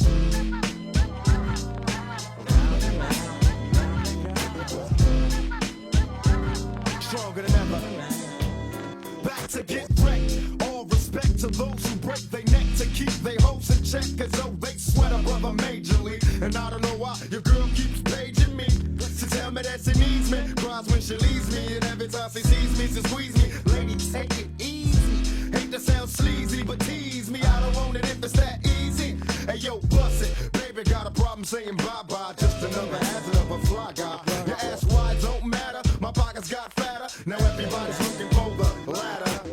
And ain't no need in being greedy. If you want to see me, try to keep a number, baby, when you need it. And I'll be there in a jiffy. Don't be picky, just be happy with this quickie. But when you learn, you can't time it down, baby doll. Check it out. I get around. What you mean you don't know? Check it go. I get around. The underground just don't stop for hoes. I get around. Still down with the underground clown. Around they go. I get around. Yeah.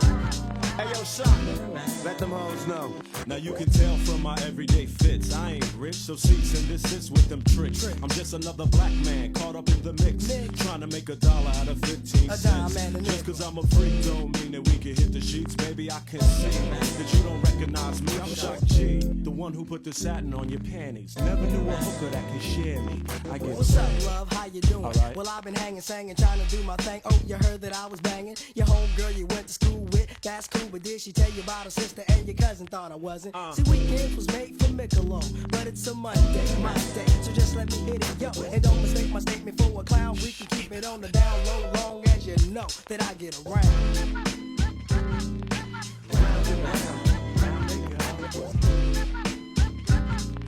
Too popular now, don't stop for hoes. I get around. Round and round they go. Why ain't calling? Please. Fingertips on the hips as I tip. Gotta get a tight grip, don't slip. Loose lips ain't ships, it's a trip. I love the way she licks her lips. See me jocking, put a little twist in her hips, cause I'm watching. Conversations on the phone to the break of dawn. Now we all alone while the lights on. Turn them off, time to set it off. Get you wet and soft, something's on your mind, let it off. You don't know me, you just met me, you won't let me. Well, if I couldn't have it, why you sweat me? It's a lot of real G's doing time. Cause the groupie picked the truth and told the lie. You picked the wrong guy, baby, if you're too fly, you need to hit the door. Search for a new guy, cause I only got one night in town. Break out a B-clown, baby doll, are you down? I get around.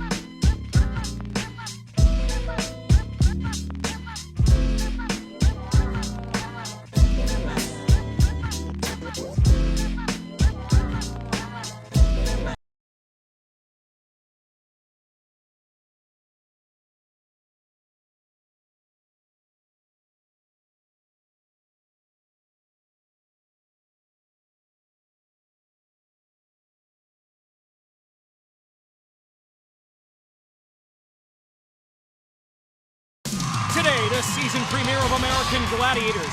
A karate instructor, a Texas cheerleader, a world-class decathlete, an Olympic kayaker. Yeah, it's our all-new 5th year, and time to get into high gear. Time to let the games begin, huh?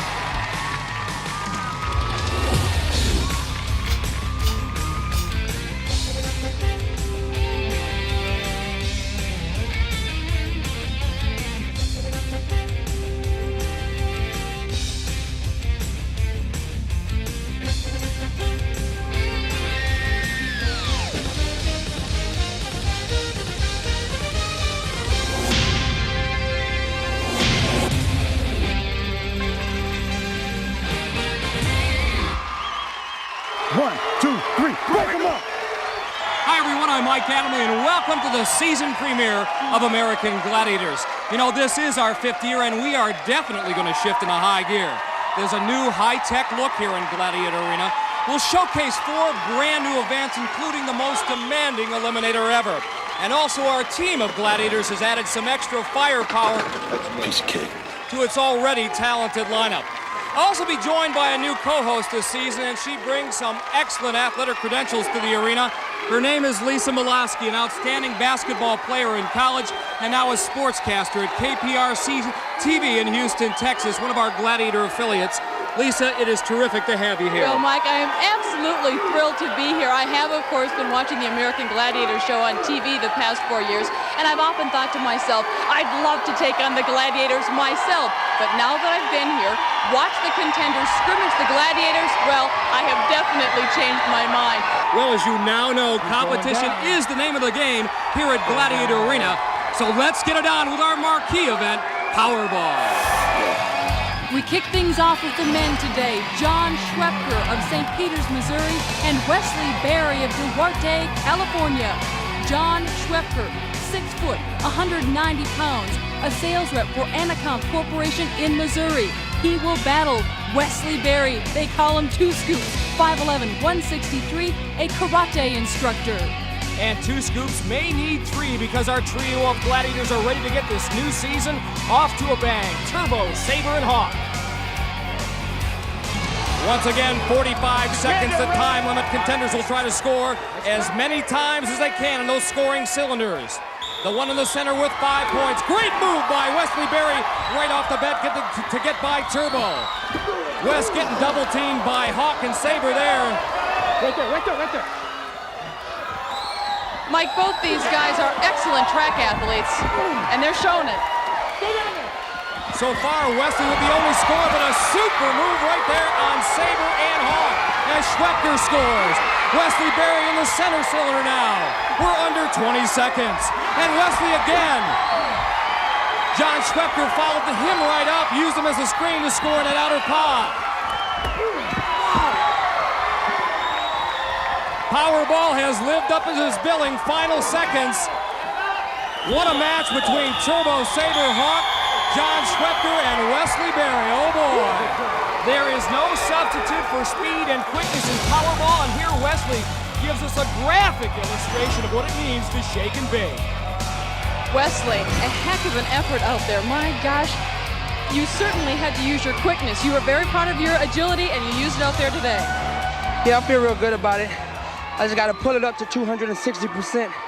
I was out there 200, now it's 260. The Gladiators are real tough. Hawk, when you're the new man on the block, you have to prove your worth to your teammates, and I think you did just that in Powerball. Your impressions now that you've had your first event under your belt? Well, Mike, as you said, I'm the new guy in town, and I think it was the auspices was upon me to take advantage of my first situation where I could inflict some punishment on someone, and I think I did that. Well, Hawk wasn't the only one inflicting pain. Look at John Schwepker. Saber gets him. Then Turbo, the sandwich. Nice job. Look at me. What's that? Play my tune. Yeah, my music. Let's get him. Well, our women will definitely have their hands full. April Wheat of Arlington, Texas, and Kathy Marino of Costa Mesa, California. April Wheat, 21 years old, a student at the University of Texas, Arlington. She's also a cheerleader. And Kathy Marino, 36 years old, our oldest female competitor. She's a firefighter with the Long Beach Fire Department, 2-time Olympian. For the Gladiators, it'll be Siren, Ice in the middle, and our newest female Gladiator, Jazz. We're set to go. Larry Thompson about to start. Our female contenders on their way.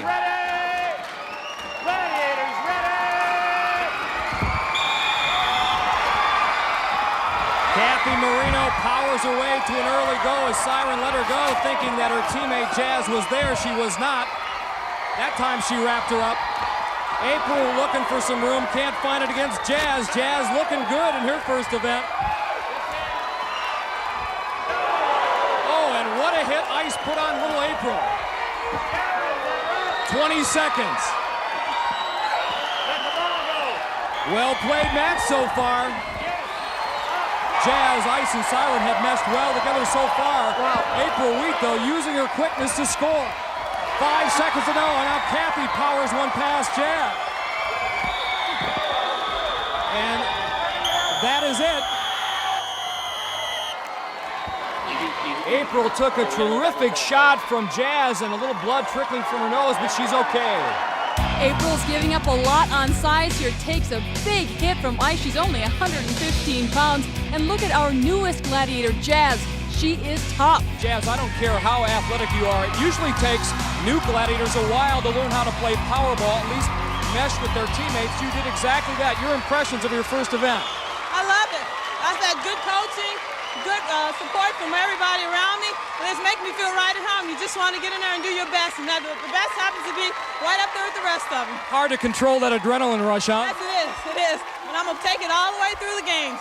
Nothing but Jazz for this year. Mike, she's already got her own cheering section. And quickly, Lisa, we move on to our next event, a new high-tech assault field. Once again, the contenders can pick up 10 points in this event if they can hit the target located above the gladiator. Manning the guns, it'll be Tower, a graduate magna cum laude from our School of Marksmanship. He'll have to go up first against John Schwepker, the decathlete, world-class decathlete, and a man whose specialty was best event the pole vault. Tower set to go. John safely at station number 1. Lets it fly, that one high. Very close, though. Mike, you talked about John in the pole vault. He was the national champion in Division II in 1985.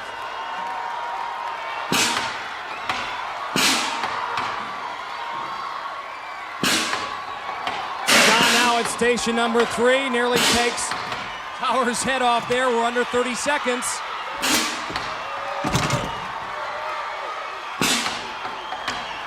Tower's got an opening, can't pick him off.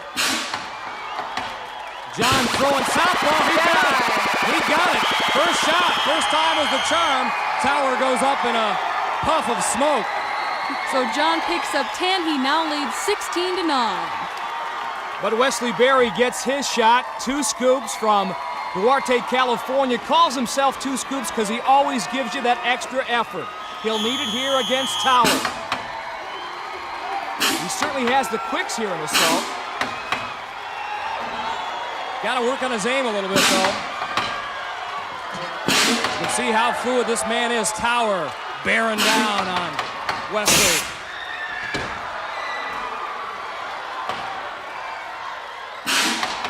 Bearing safely at station number 3, gets that shot off. Tower's jammed up there for a second with his tennis cannon. Yeah, Wesley got it, Wesley Berry. He needed a 10 to match John Schwepker, and 2 scoops got the 10. He's something else. He's got a big crowd here too, Mike, cheering him on. And Lisa, that crowd will stay pumped up. Immediately we go to our women atop the platform for the Gladiators. There she is, Zap. After one event, Kathy Marino with the 6-2 lead over April Wheat. Kathy, of course, competed in not 1 but 2 Olympics in Seoul, Korea in '88, Barcelona, Spain in 1992 in kayaking. She's on her way.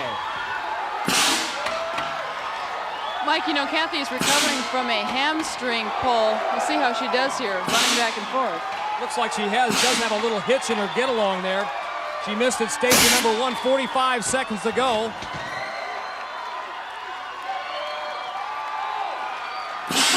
Trying to work her way to station number 3. Zap laying down a steady barrage. Kathy sets herself. Nothing doing there. 30 seconds to go now. That one a bit low. A lot low. 20 seconds. She's got a second toss. This one, if she brings it down, she had a chance. Kathy gets nailed. Zap gets her dead-eye. Beautiful job. Kathy had a tough time getting through those stations. She does have that hamstring pull. She did a great job. Congratulations, Kath. She gets 5 points for firing 5 weapons, and now it's April's turn, who looks none the worse for wear after her tough trip in Powerball. 60 seconds the time limit. She's at station number 1 now. April's first shot high and wide, but she's got plenty of quicks.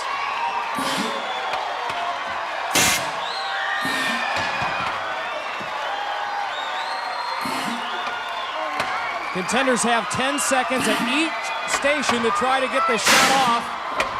That one way low. April's got plenty of time on the clock. 30 seconds remaining. That one misses wide. She had the right direction there, her altitude anyway. We keep talking about April as a cheerleader, Mike. Yeah, she got it. She got it. That second shot. Now she's in her cheerleading mode. She is, absolutely. And huge points for April Weed, and she now takes the lead after 2 events. 15 seconds of fame for our quintessential cheerleader from the University of Texas, Arlington. What makes her tick? Peppy and happy and blonde hair and has a little gymnast body. You know, it's just, everything just kind of fits together, and I don't know, it's just me, you know. Up next, one of our 4 new events. Who will survive a trip to the gauntlet? It's not exactly Murderer's Row, but trust me, it is no Lover's Lane either. The Gladiators look relatively tame now, but in just a few moments, they will do everything in their power to light up our contenders in one of our 4 new events, the Gauntlet. Object here, very straightforward. You can see the 5 zones the Gladiators will be in. Contenders have to get by all 5 Gladiators a score. Gladiators must stay inside those blue zones. If the contender can get through in 25 seconds or less, they'll pick up 5 points. If they can make it through in 20 seconds or less, it's worth 10. Well, Mike, Wesley Berry leads John Schwepker 19-16. And how would you like to be this guy, John Schwepker, the first guy to ever even test this thing out? Our quintet of Gladiators: Saber, Tower, Turbo, Hawk, and Laser. John Schwepker ready to go where no man has gone before, the Gauntlet. Referee Larry Thompson about to send the decathlete on his way. First, he's got to deal with Saber. Next up is Tower, getting a few good hits in. Nice job. Turbo hammers John Schwepker. He's got about 10 seconds to go. John gets through in 21 seconds. He picks up 5 points to take the lead over Wesley Berry momentarily, but he paid for it. He really paid for it. John, is it as bad as it looks? Worse. It probably doesn't look as bad as it really is. Those guys are hitting hard. You take a beating. Well, you did a great job. Congratulations. Thanks. Coming at you. Coming at you. Wesley Berry turned in one of our faster 40-yard dash times in our contender tryouts. Can he use speed here against our Gladiators? Let's see how quick Wesley Berry is. 2 scoops is getting 2 scoops from Saber.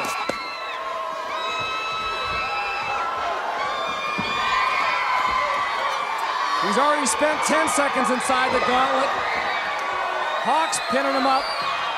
Can he get by a Laser? And 2 scoops does it in under 20 seconds. Picking up 10 more points. And he almost didn't get the 10. Watch Tower here nearly taking Wesley over the barrier. I know you played cornerback in high school. Does this bring back some fond memories? Brings back a lot of memories. Scoop to the right, scoop to the left, scoop underneath, and scoop to the finish line for the 10 points. Hi, Mom. I love you. Hope you can see me again someday. Don't worry, April, you'll make it through. Your nose might be on top of your head after you deal with our Gladiators. Zap, Sky's in there, so is Ice, followed by Jazz and Siren. Gladiators, ready! April leading Kathy Marino by 1 point going into this event. Let it go, Zap. April gets by Zap. Remember, she's working against the clock. April having her problems with Sky. We're down to 10 seconds. Ice has got her now. Gladiators are not allowed to pin our contenders against the sidewalls. And time has expired. She can't get by. Jazz can't get out, but she's got a bone to pick with our referee.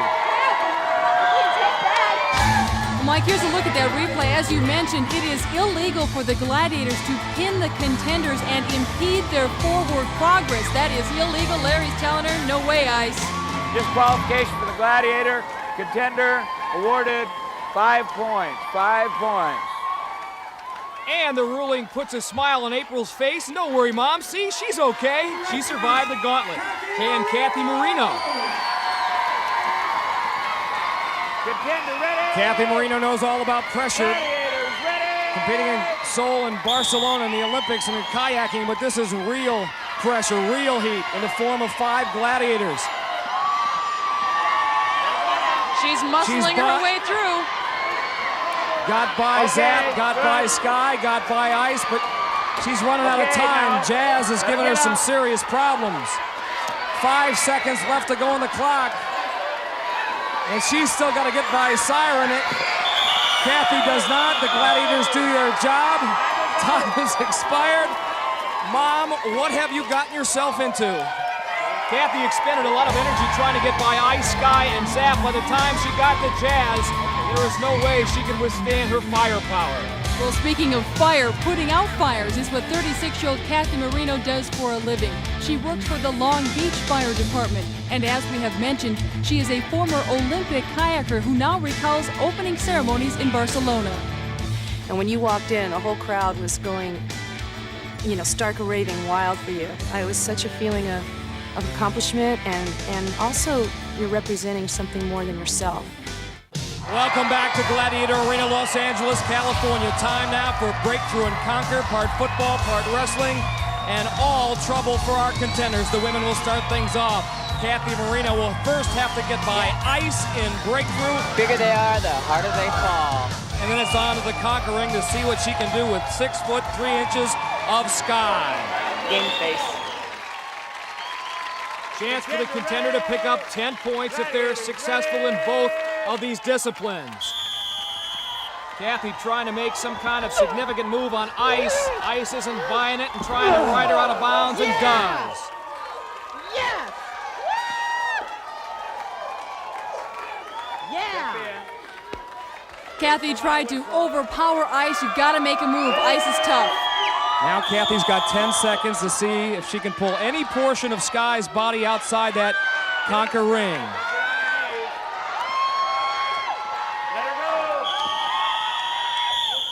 Time expires, no score, so Kathy Marino, our 2-time Olympic kayaker, gets shut out by our blonde bombers, Sky and Ice. No score! No score! Weighing just 115 pounds, April Wheat would seem to be at a distinct disadvantage against Ice and Sky in Breakthrough and Conquer, but this is a woman, Lisa, who once did 109 sit-ups in 2 minutes. They call her six-pack because of her abdominal muscles. She went through boot camp in New Jersey with the Coast Guard, so she's plenty tough. Wonder if she woke up this morning wondering what it was going to be like to hit the floor after I hit her. Come on, Ice, don't be so mean. Mike, April's mother's in the audience. She came all the way from Arlington, Texas. Boy, she did her best to make a move on Ice. Ice looking at April's belt buckle, so to speak. Never had a problem. Now here's the tall of and short of it. April 5'1", Sky 6'3". Sky not about to let April get any part of her legs. She's got one now. Now can she pull her out? She lets go. Wow, Sky gives little April quite a shove there. Try as she might, April Wheat cannot get Sky out and gets shut out in Breakthrough and Conquer. Breakthrough and Conquer, ain't no breakthroughing and ain't no conquering happening here today. You think this is fun and games? Come on down and try me, buddy. Well, Wesley Berry will try first against our two gladiators, Saber and Laser, currently with an 8-point lead on John Schwepker. This is a kid who would dearly love an NFL tryout someday in the not-too-distant future. He's got the quicks. He's got great speed. Whoa, what a move there! He really set Saber up. He's got 5. Now can he get 10? He's got 10 seconds, that is, to deal with Laser in the ring.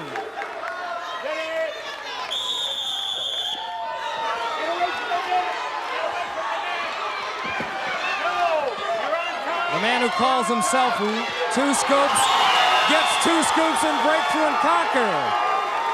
He knocked Laser out with 1 second to go. And Laser is steaming.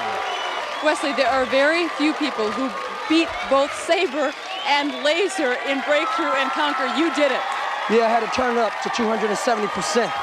Now I'm trying to escalate to 300. Gladiators are tough, but 2 scoops to you gladiators. Wesley's secret in the conquering, putting Laser on the defensive, and he comes up with a rare contender victory. Taking no prisoners now. It'll never happen again. Never! And that can't be good news for John Schwepker. Last one caught me slipping. I ain't slipping no more. Saber's still stunned after the move Wesley Berry put on him. Not true. Not true. This time, Saber's got the angle. Nothing doing there in Breakthrough for Schwepker. Not true. I ain't never gonna lose twice in a row. You hear that? You heard it right now. I'm never gonna lose twice in a row, I promise. Whatever you say, Saber, whatever you say. John going high on Laser, not a good idea. Gotta shoot that single leg. 4 seconds remain.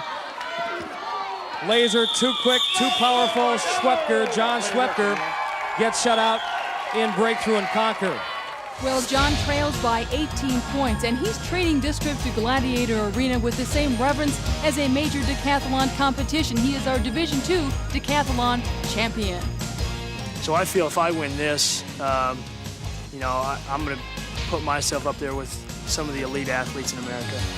And still ahead, another one of our new events. You're going to love Whiplash. He's going down. The man they're going wild for here in Gladiator Arena, none other than Turbo. One of the masters is his next event. Hang tough. This is an important event for John Schwepker. Wesley Berry leads 39-21. John needs points desperately right now. He's got a chance to get 10 here against Turbo if he can cross this grid of rings in under 60 seconds. Many times we have likened this, Lisa, to a chess match in midair, and in the early goings we'll certainly see the kind of moves that both men possess. You're absolutely right, Mike, and it is all in the rhythm. Paying attention and looking ahead. Watch how quick for a man, 245 pounds, Turbo moves, but John Schwepker's got a beat on him. John just missed that ring, and that could have got him to 10 points. Now he has to back up and retreat. 20 seconds to go. He's very comfortable up there, though, Mike. Very confident, just backing up too far. Turbo's like the Royal Canadian Mounted Police. He always gets his man, or in this case, contender, he does, with 7 seconds left. And now you know why we call Turbo our Lord of the Rings. Great match, though. Great match. And what Turbo has down to a science, holding on by one hand and then using the legs to bring the contender down. Second verse, same as the first. Two Scoops has got everybody rooting for him. However, at the other end, standing on the Gladiators platform, you saw what he did to John Schwepker, and he is ready for the daily double. Turbo. Contender ready! Gladiator Referee Larry Thompson underneath the rings. The whistle, and Wesley's on his way.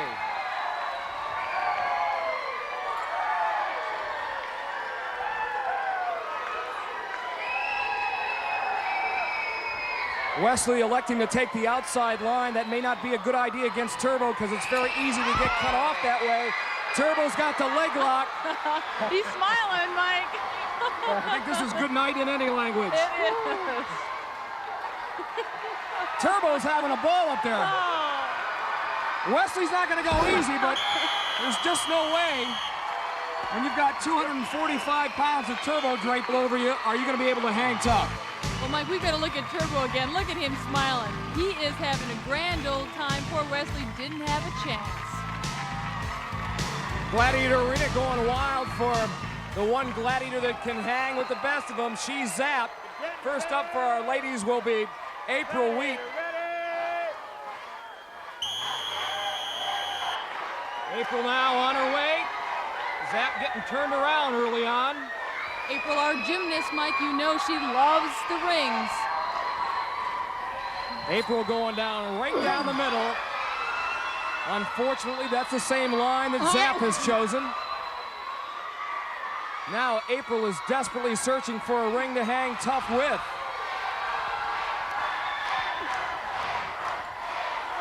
"30 seconds remaining. Zap moving in. Boy, is she good. Very good. Wow. When she strikes quickly, and it's all over for the contender. Zap will chalk up and have a shot now at Kathy Marino, who could take the lead with 10 points here. There's her little son Jared smiling, cheering her on. Gladiator, ready! The Zapster trying to go 2 for 2. At least I know you talked to Kathy earlier. She's trained hard for this event. Mike, she told me that as a firefighter, she climbs walls, climbs over things, and obviously that helps on an event like this.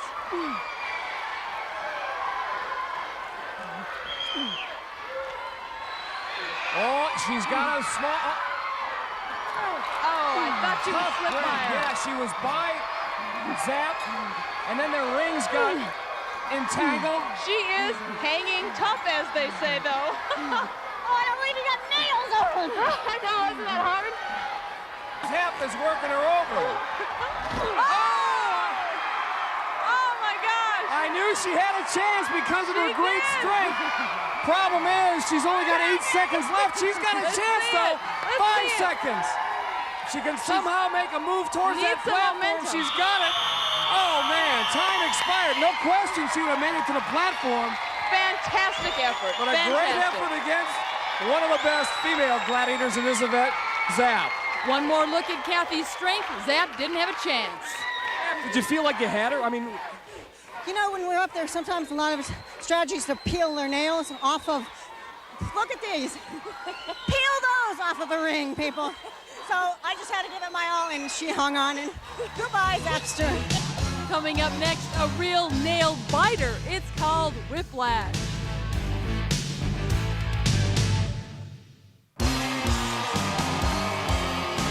One of the new events here on American Gladiators is called Whiplash. It's a one-on-one confrontation, contender versus gladiator. That's right, Lisa. The contender and the gladiator will lock horns with this double triangle. The contender has 30 seconds to push, pull, twist, tug any part of the gladiator's body outside of this ring behind me that's 20 feet in diameter. Now, the gladiators have grown very fond of this little double triangle, so much so that they call it the dog bone. And the motto for the Glads in this event, own the bone. And it's mine today. And Whiplash is brought to you by the Super Nintendo Entertainment System. The best play here.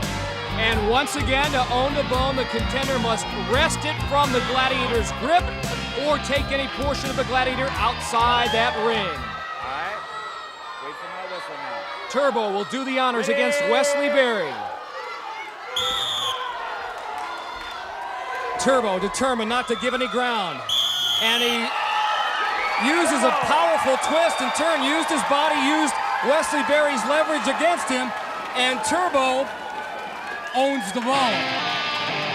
Wesley tried to do a little flip move here, but it's not going to work. Turbo is too strong. And to borrow a phrase from golfer John Daly, John Schwepper will now try to grip it and rip it away from Turbo, the dog bone that is. This is his chance. many interesting dynamics here, Mike. It's not just about strength. Turbo waits for Schwepker to make his move and then counters. Great balance on the part of Turbo.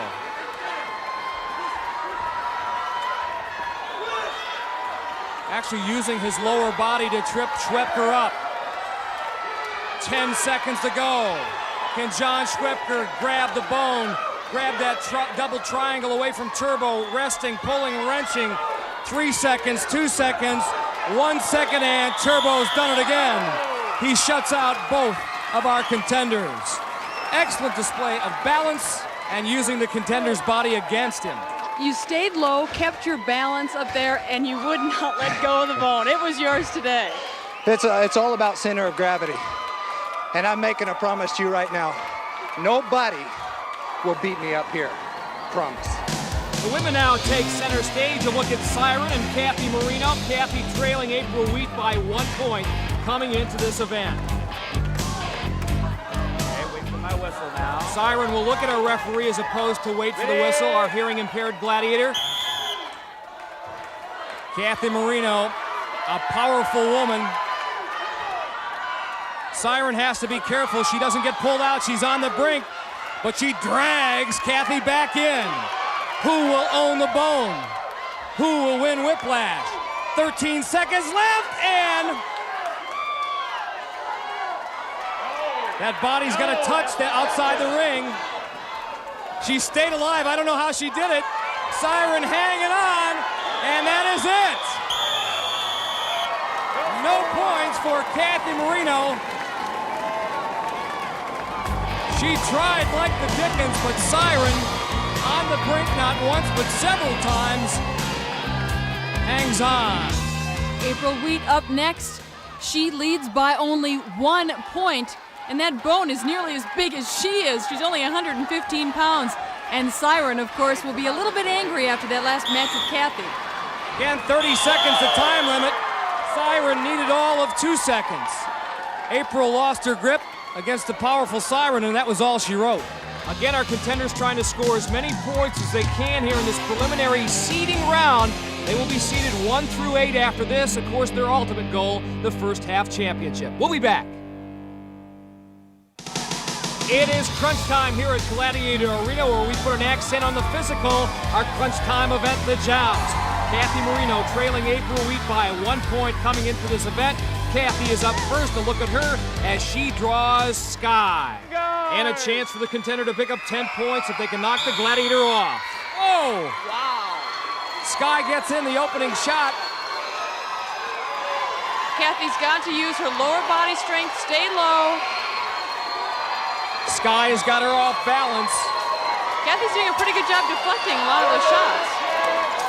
Our contenders did have the opportunity to work with a close combat drill instructor. It may have paid off for Kathy Marino. She's got Sky in trouble with 3 seconds left. Sky able to hold her ground, however, and a well-earned draw by Kathy Marino. Kathy now 4 points ahead of April. Let's take a look at how she did it. She gives it the old 1-2. Sky's giving her one, but Kathy comes back. Nice job. Well, April can take the lead with a draw or a win against Sky. A tall order, pun intended. On guard! Sky looking to make amends after that draw against Kathy Marino. Right now taking the defensive posture.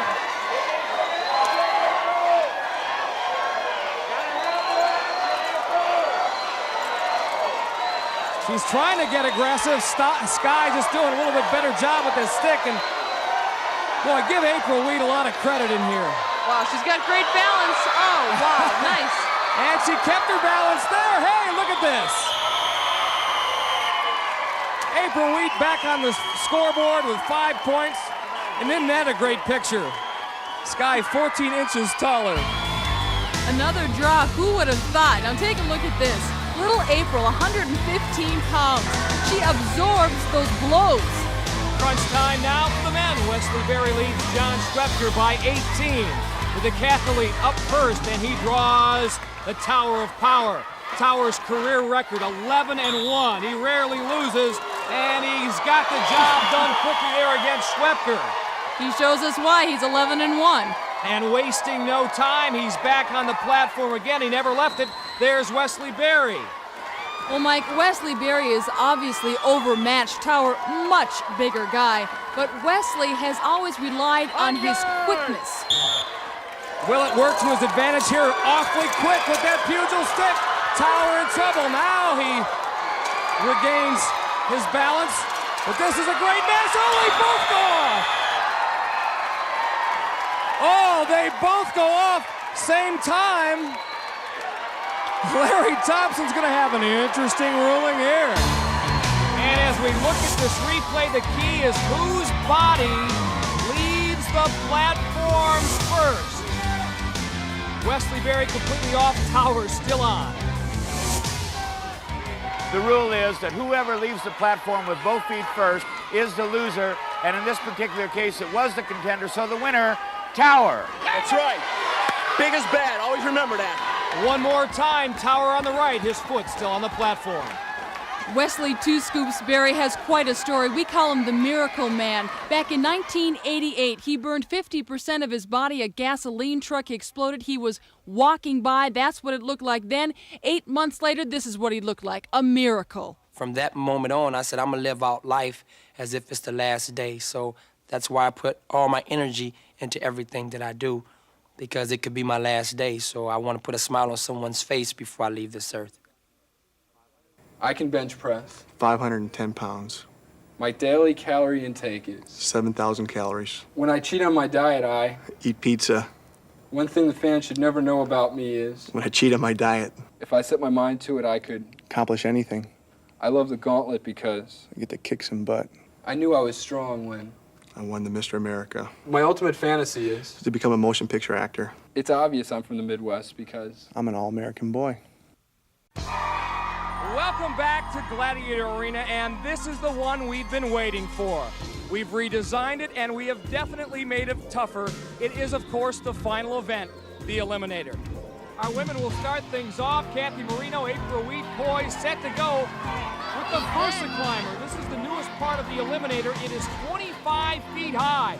Contenders will have to pump and push all the way to the top of Gladiator Arena. From there, it's down the slide and then on to the hand bike. My least favorite event, Mike. This is tough. Carrying your body weight across that length, difficult. Again, you got to keep those arms and legs pumping. From there, it's across our traditional spinning cylinder. If they make it that far, it's on to the cargo net. Many times, the races in the Eliminator are won and lost there. Then they get a little break. It's called the zip line. They hold on tight and make a nice, quick trip down the way. But it's only a momentary respite. From there, it's up and over this wall. And then remember last year, the treadmill is now, instead of the beginning, at the end of the Eliminator course. They got to go up. That stamina is at a premium. They grab these ropes and cross the finish line. I am tired just talking about this course. April Wheat with a 1-point lead over Kathy Marino. That equates to a half-second head start for our Texas cheerleader. And the Eliminator is brought to you by Twix Cookie Bars. One of life's great kicks, Twix. Well, we've got an upset in the making here, Mike. Our Texas cheerleader ahead of our former Olympian. And both women working extremely hard. Right now, it's Kathy Marino, the Olympic kayaker, with the lead. Out-muscling April Wheat. We expected that. April is a contender who comes on strong, however, in this event. Kathy now the first to reach the hand bike. Look at her pump. Look at that power in her upper body. And 35 years old. Remember, this is a matchup between the oldest female contender, and down she goes, and the youngest. April Wheat, just 21, and here she comes. Kathy was tentative on the spinning wheel, Mike, and she does have that hamstring problem. That could be why.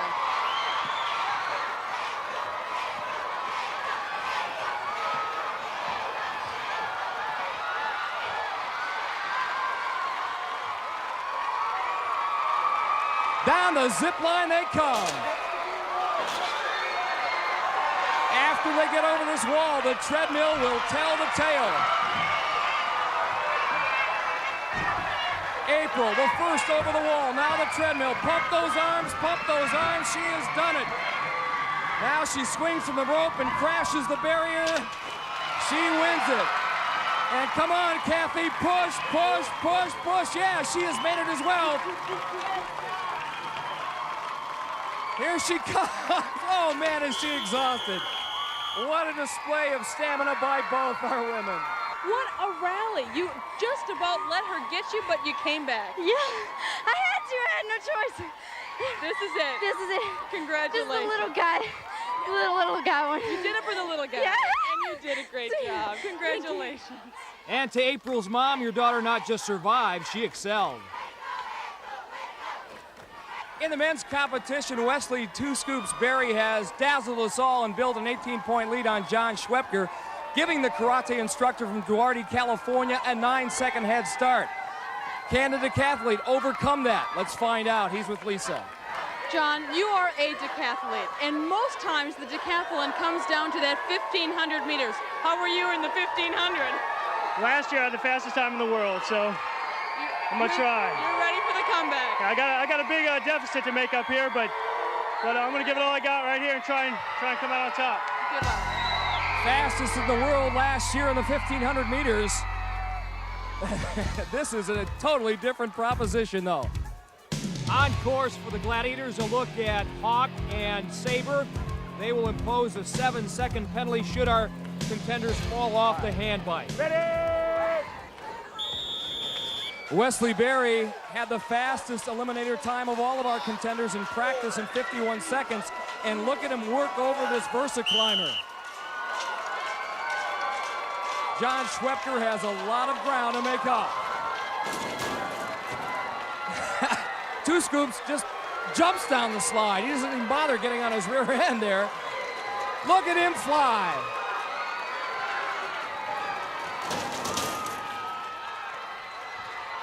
Already at the top of the cargo net.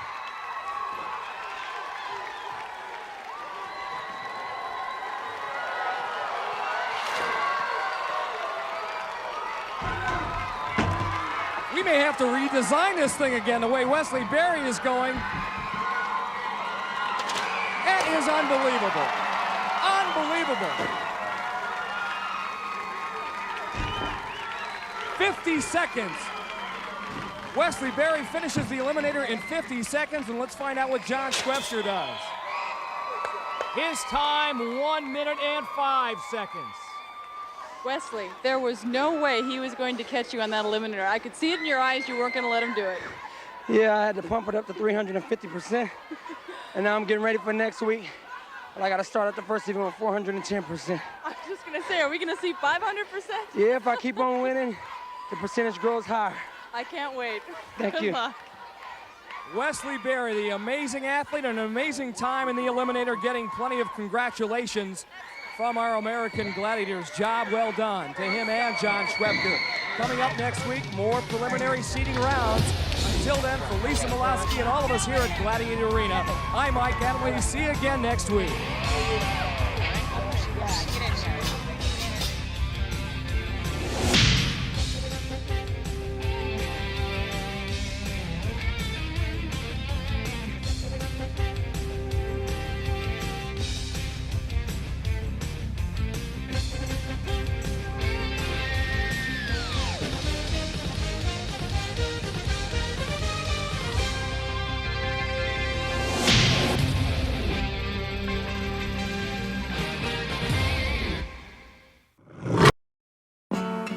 Yeah.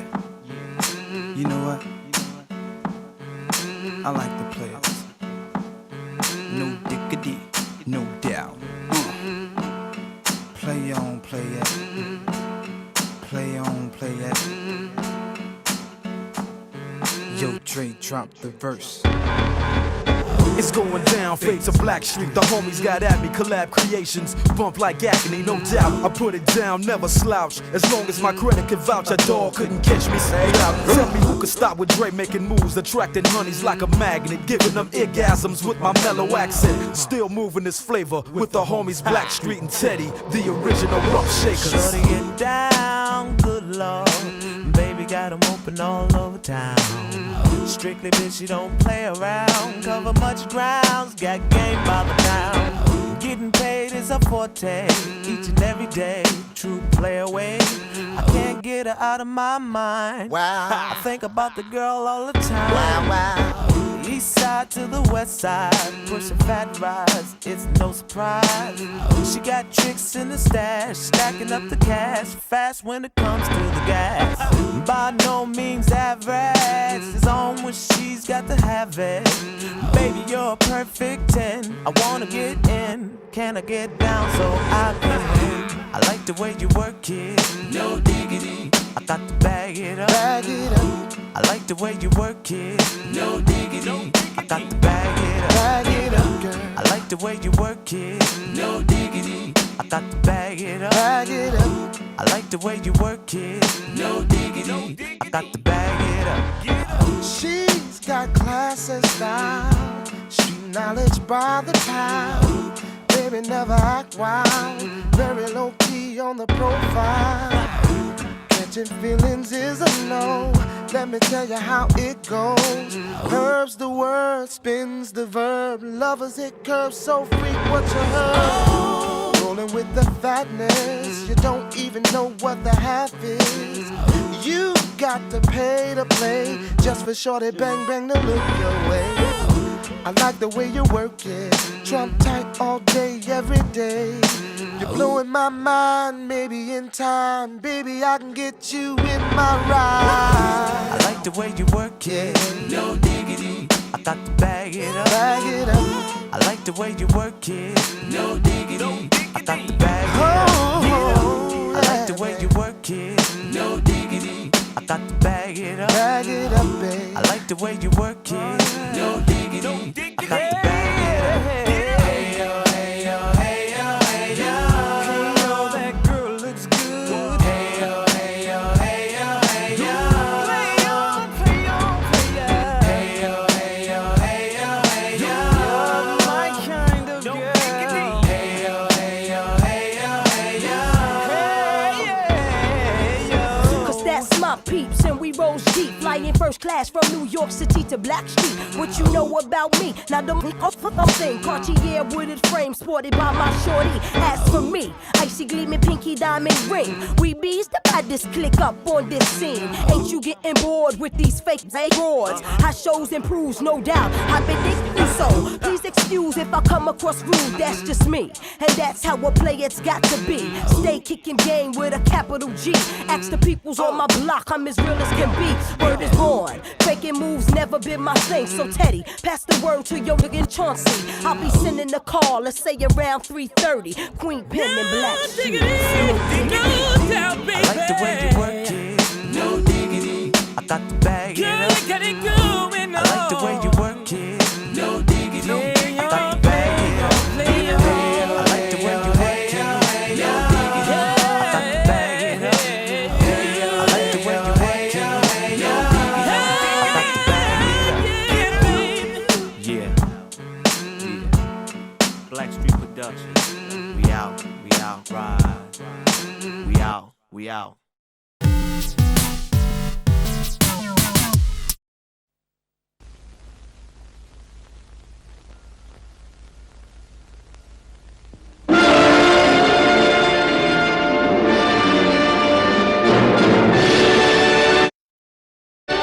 The stick is an excellent weapon. It's also one of the basic weapons. There was a time when the stick was the most important weapon in ancient China.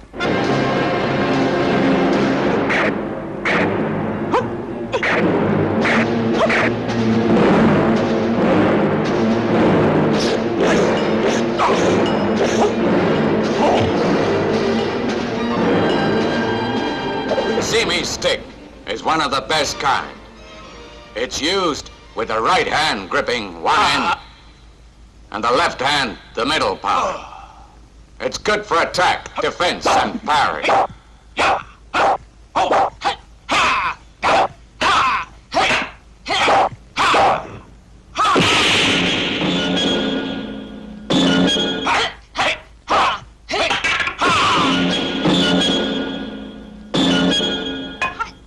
The interesting point about the short sticks are that they're very good at close quarters. For hand-to-hand combat, you use the short stick. Once you've got in close, you can jab and thrust, but it does require a special skill.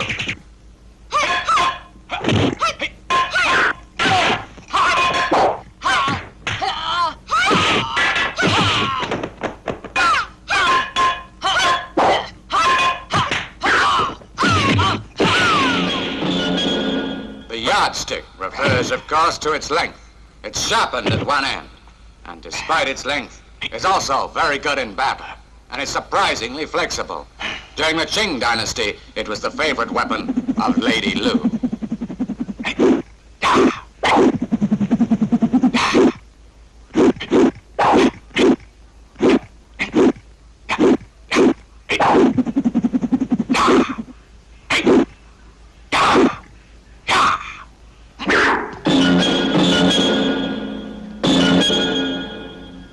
The Qing stick was usually preferred by monks. The basic factor is its weight. It's very heavy.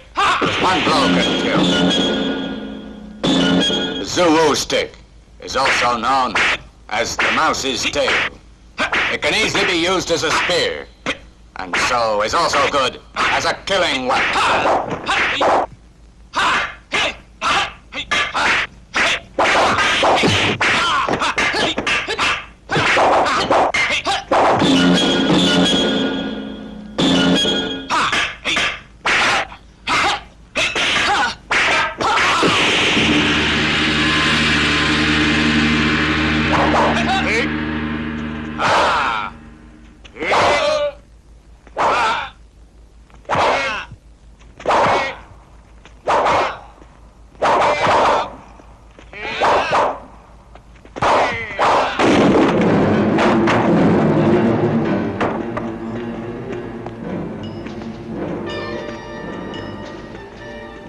What do you men want here? To destroy your gym. Oh, hey!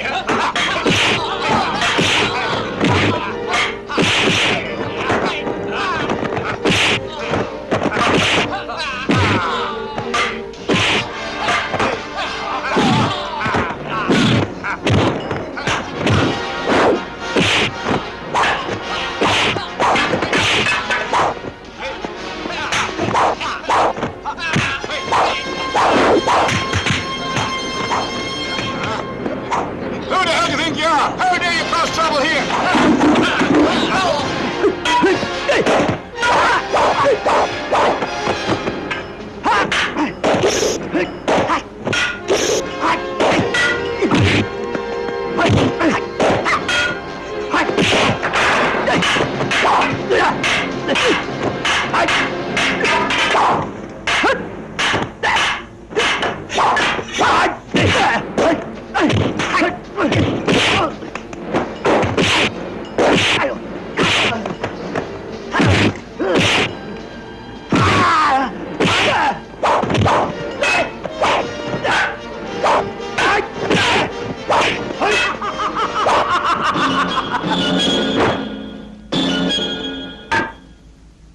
Master! You useless fools. You Lu Dyer of the Zhuwu stick? That's right. Mr. Su, today you are gonna die. But there is no quarrel between us? Isn't there? Why did you learn stick fighting then, if you're afraid? All right, let's see just how good you are with the six.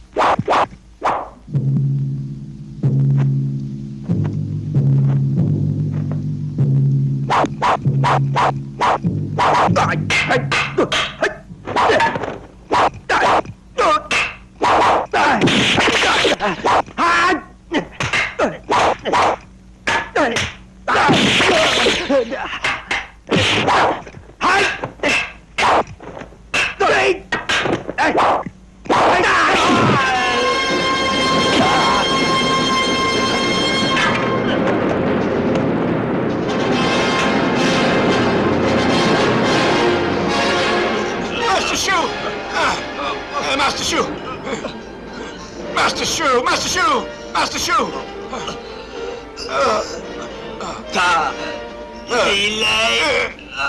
Master Shoe! Master Shoe! You've traveled a long way to get here. Presumably you have something important to tell me. In just 2 months, Master Lou Tailleur has defeated 9 stick fighters in the north. And I'm sure he intends to come here too. Master, be on your guard against him. Ziho, you fought with Lou Tailleur. Can you tell us anything about his kung fu? I didn't fight with him. I was defeated by one of his students. Oh? You were beaten by one of his students? That means his kung fu is good if he can pass it on. Brother, let's get ready to fight. We're the best stick fighters in the whole South. We're not afraid of anyone. If Lou Tailleur shows his face, I'll defeat the upstart. Koo Young is gonna mean trouble.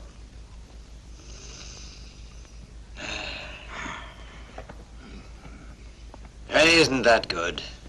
I'm afraid that we have spoiled him. Big Brother's dead, and we have no son of our own. We should look kindly on him. It's a family rule. The stick's handed down. Each generation. Chen-Lu. Yes, sir. Where is Koo Young now? Lovely white mouse, lovely mouse. Don't let me lose again, you lovely little girl. All right, gentlemen, let's see the color of your money. Get your money down there, and the more you spend, the more you win. There you go, your chances are at least 6 to 1. Master, what number you got to bet? I think I'll have $10 on number 3. Number 3? Are you sure? I'm absolutely sure. All right, 3. Go! Come on there, little mice.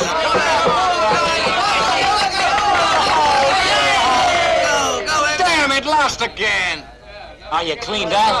Master, don't worry, your luck's bound to change. I'm quitting now. How much do these little mice of yours cost? Master, you want to buy the mice? I want to buy the whole lot of them. Uh-huh. Buy the mice? Master, what do you want to buy them for? To have some fun. Hey, lady, this is good. It's really good. Master, hey, you want to buy some? Hey! Hey, what's wrong? Oh, thank you. Oh, wonders will never cease. He takes his pet mouse shopping.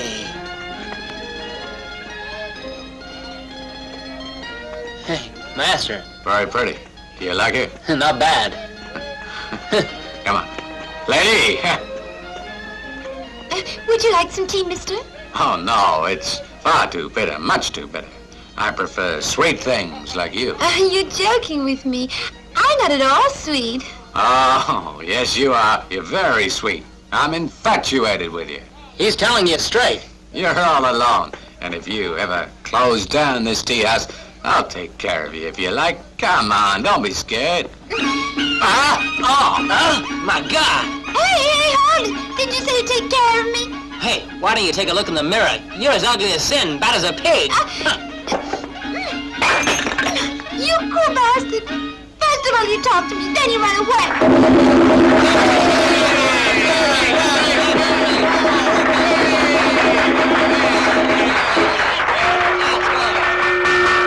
All right, these little pills are called power pills. Power pills! Take 2 a day. Take 2 a day! You'll be an expert. You'll be an expert!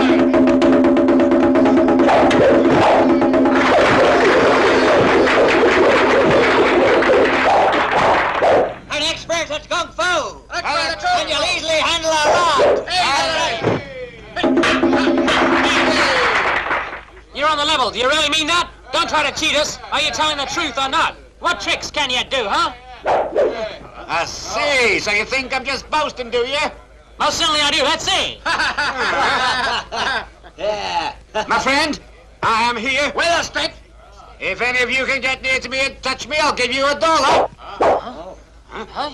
Master, hold it. You look after the mouse. I'll join in.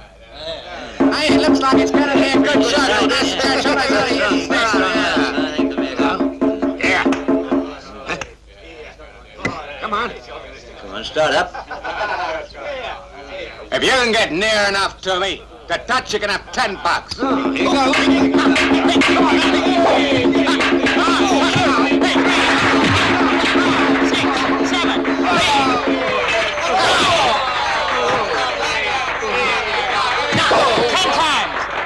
money, the money. One touch is worth $1. So now you owe me $10, so give it here.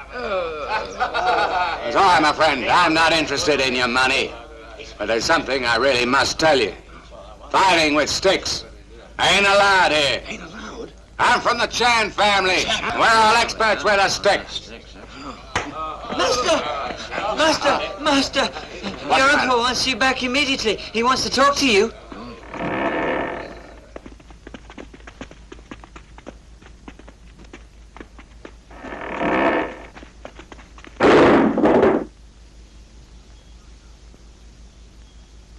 Something's going on.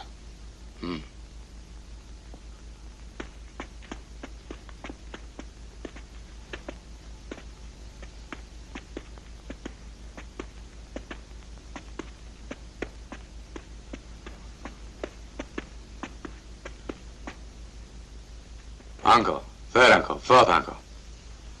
Kneel down. Kneel down!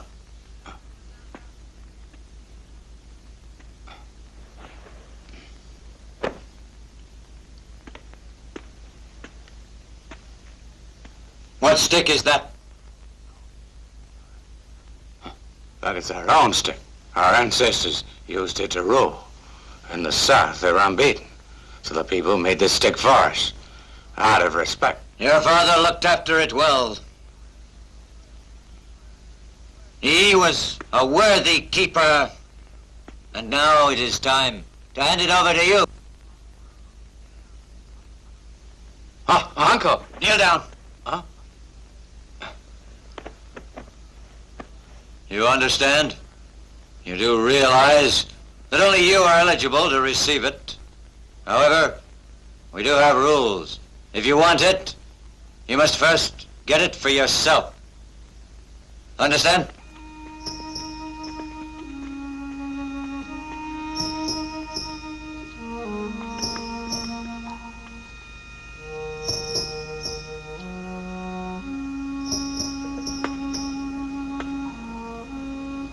Uncle, let's start.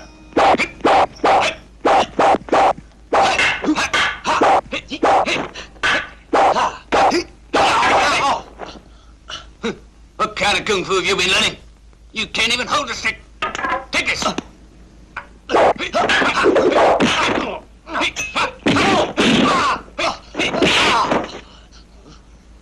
You need skill with a Zulu stick because it's sharp.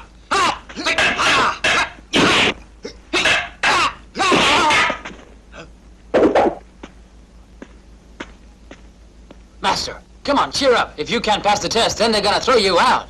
Impossible.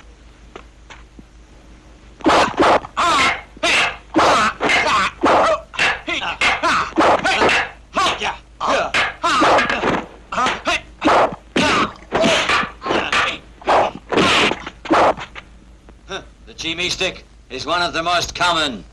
There are only 6 ways to use it.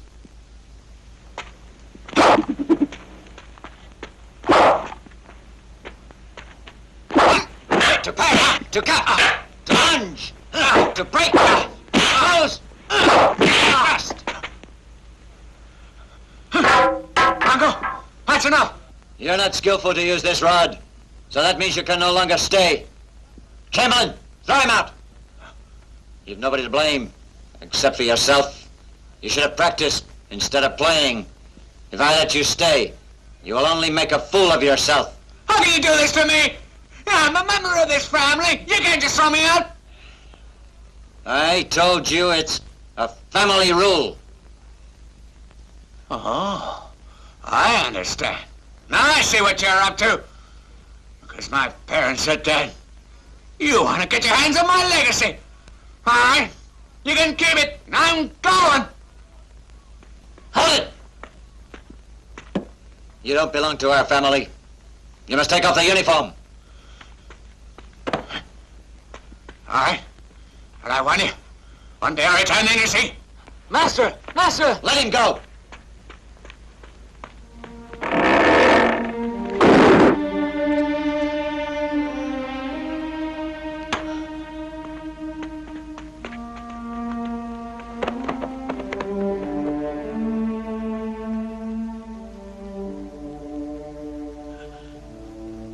Big brother, sorry, but I had to do it. Thank you. Come again, please, sir. What's the matter? Don't you recognize me? Tell me, could you be the Mr. Chan?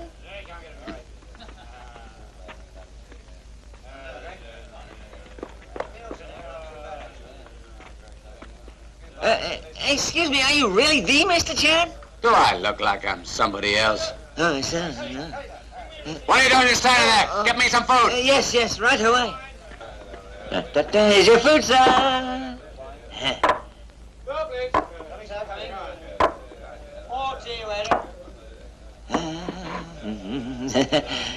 Chopsticks.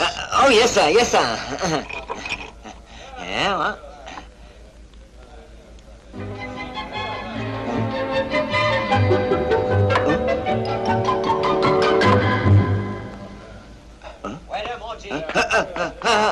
Hey, mister, you haven't paid the bill. Bill? What bill?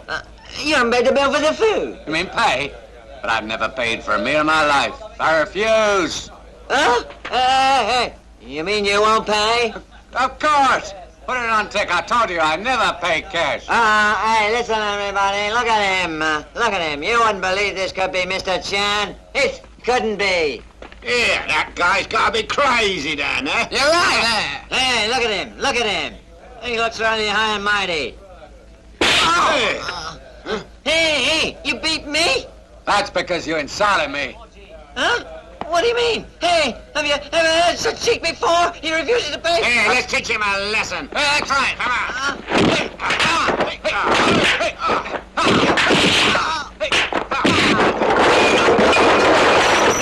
You must have break up my place so hard. You're ruining me.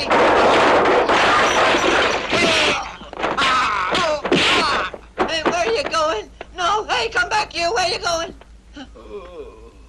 Look, boss, I'll see you to any damages. Send the bill to my uncle. He'll see you get paid, all right? Huh?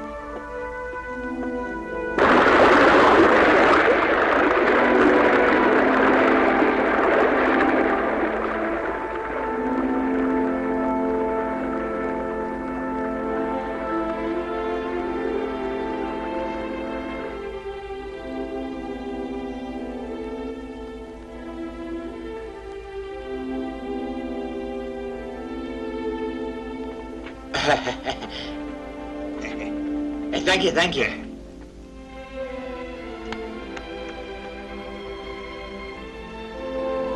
My son, now you take this Dad, but really, I don't need so much money. My son, you can't do anything without money. And now you're grown up, you must amuse yourself. And please remember always to wrap up warm. I don't want you catching your death of cold, my boy. I understand, Dad. Hot bean curd! Hot bean curd! Hot pies! Hot steaming pies! Tasty and cheap. Hot pies! Hot bean curd! Over here, please. Hot bean curd! But I didn't order this. Never mind, you've got it now. Hot bean curd!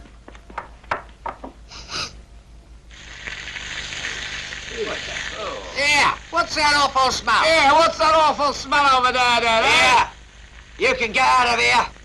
Huh?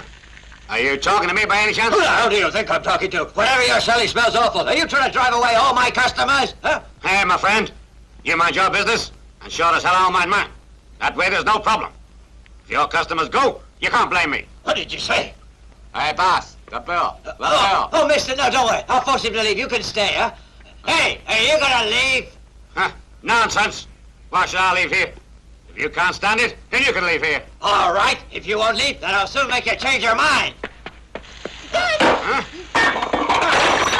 Oh, Dad! Are you going to leave?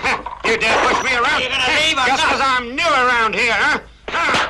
My friend, stop it. My friend? Is someone your friend? You are right in the head. You bastard! You shut your mouth, or you'll get it as well. Old fellow, you've gone and destroyed all my things, so then I'm going to kill you. Stop it, stop it. It's gone far enough. All right. Don't say I didn't warn you. Come on, let's move. My friend, had enough. Bastard. You sure know you're going through.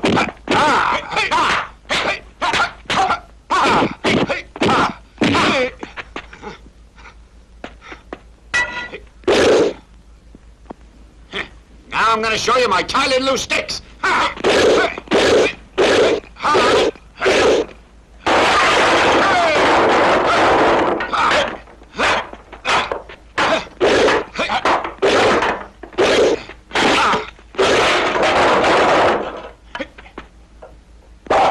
So you use sticks too?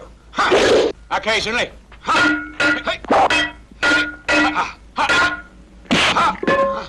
Galilei, do you give up? No, I don't. Then again.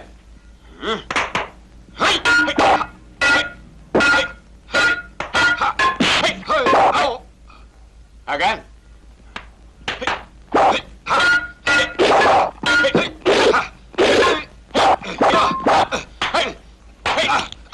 Want to try again? No more. I'll give up now. You're better than me. Can I be your student? Huh? What's the matter with you? You crazy? I can't take any students on. I don't care. I'll go anywhere. But we've only just met. All right, we'll be friends. And you're my big brother. Let me buy you a drink.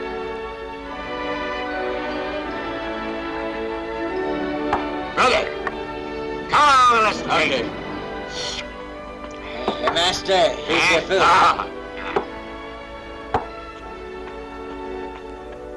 Hey, can you tell me if your name's Chan Yukong? That would be Chan from the South. Ever heard of them? Hey, you play the sticks like you know them. You wouldn't be related by any chance, would you?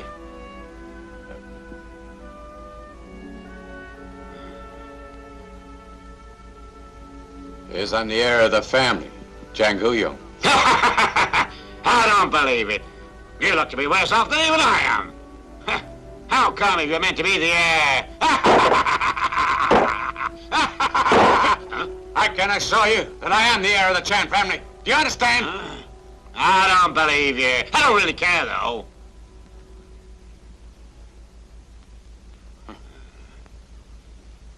Doesn't matter who you are. You're still my big brother. A few days ago now, he crossed the river and challenged Cao Shuhai to a fight and killed him.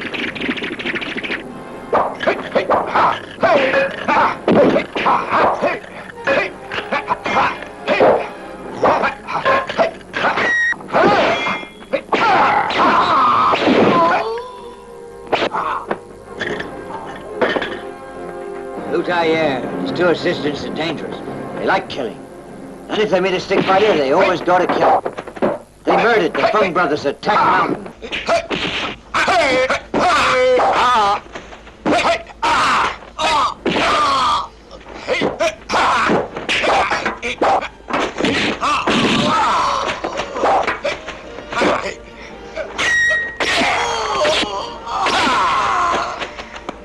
Liu Taiyer maintains that he's the champion. And with his assistants, he's unbeatable. If you ask me what I think, I reckon his aim is now to defeat the Chan family in the South. All right, so it's none of our business. All right, come on. Brother, where are you going? Going back home. Huh? Where is your home? My home. You've no one to blame, except for yourself. You're idle. You never practice. If you do stay here, you will only make a fool of yourself. How can you ask me to leave? I'm a member of this family. You've no reason to drive me out. This is the rule of our house. I understand. I see now what you're up to. Because my parents are dead. You want to take my legacy away. All right, you can keep it. I'm gone. They wouldn't let me go back home. What did you say? Nothing. Come on, let's drink. Hey, come to my uncle. He'll teach you stick fighting. Then you can challenge Lou Tailleur. But why should I do that? Why should I fight him? Oh, brother. Sometimes you may as well be smart. Other times you're quite dumb. These are the facts. Lou Tailleur wants to be famous. But I don't see why. Then I'll try explaining it to you. You shut your mouth. Shut your mouth. You're annoying me with your stupidity.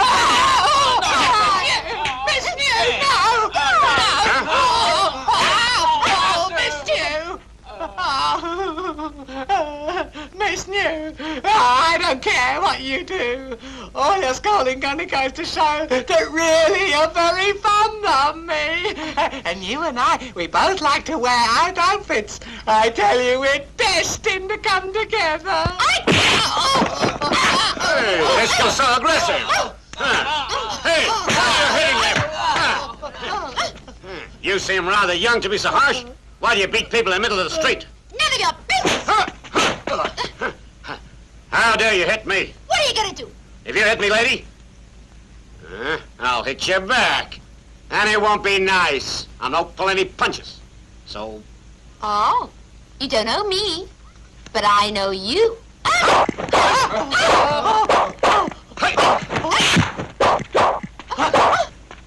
Take it easy, lady. Don't be so uptight. I see you now you're gung fu. I like practicing kung fu. If you like, I'll try it on you. You young master! Let's get out of here. It's our only chance. Yeah, come on, master. But I like that guy. Oh, let's go, master. Get yourself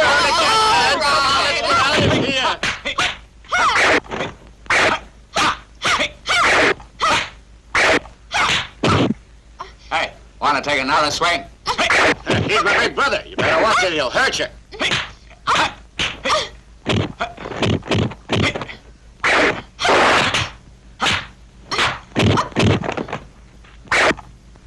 Hey, you need to practice some more.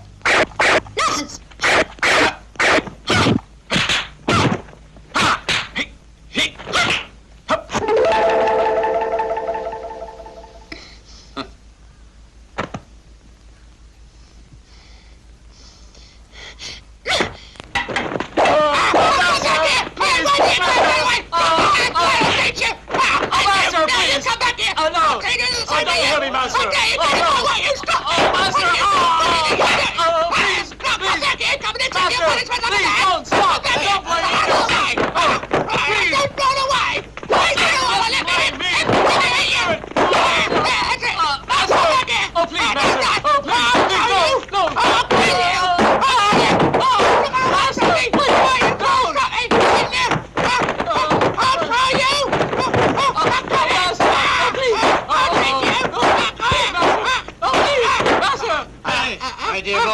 What's the matter? Why are you so angry?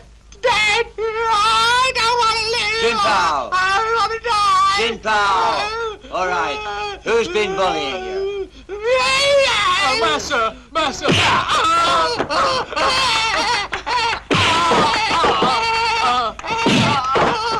That's wonderful. Do it again, Dad. Do it again.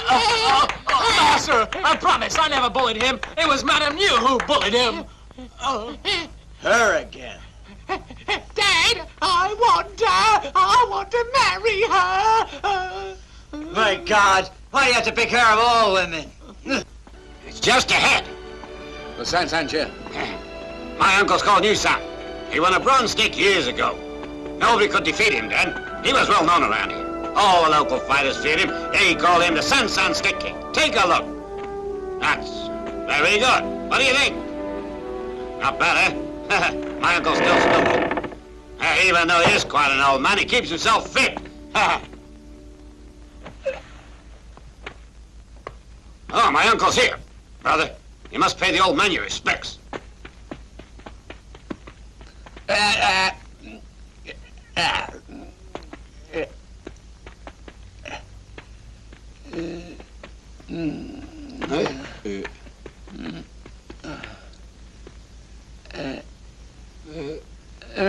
I see. Kneel down. Oh, kneel down. Kneel down. Uncle, I'm Ollie. Huh? Ollie?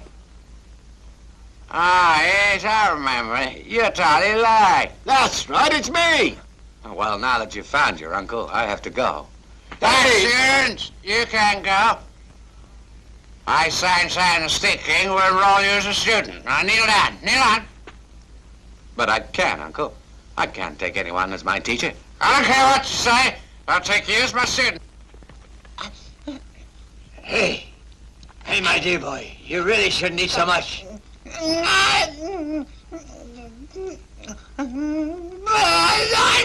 No.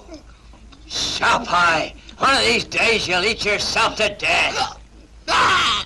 Water! Hey, get him some water! Quick! Yes. Quick! Here, No, I want water. I want to die. Master, you're not going to die yet. Hey, quick! I got mine. No, shop high! Shop high! Oh, Master. All right, shop high. Stop doing that. I promise you it'll be all right. Really? You're gonna marry Miss Nira? I'm so happy! I'm so happy, Daddy! It really doesn't matter what Miss New says, because I'll talk to her father. It won't be easy. Now, how shall I put it? It doesn't matter how All right. I promise you, I'll do it. Hey, Tongue War, you got any bright ideas how to get her? Master, the only way is to kidnap her. Once they've slept together, she'll have to agree to it. Oh?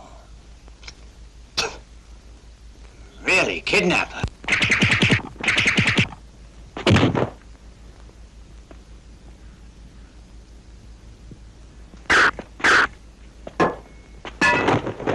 Brother, you don't have to leave here, you know.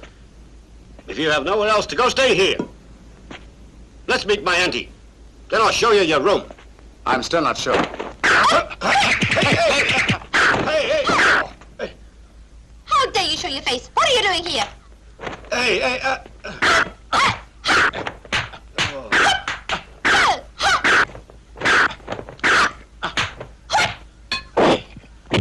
That's right, I remember now. Please don't fight. You may not know me, but I know you.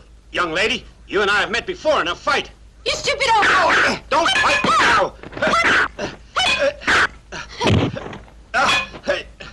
Who are you?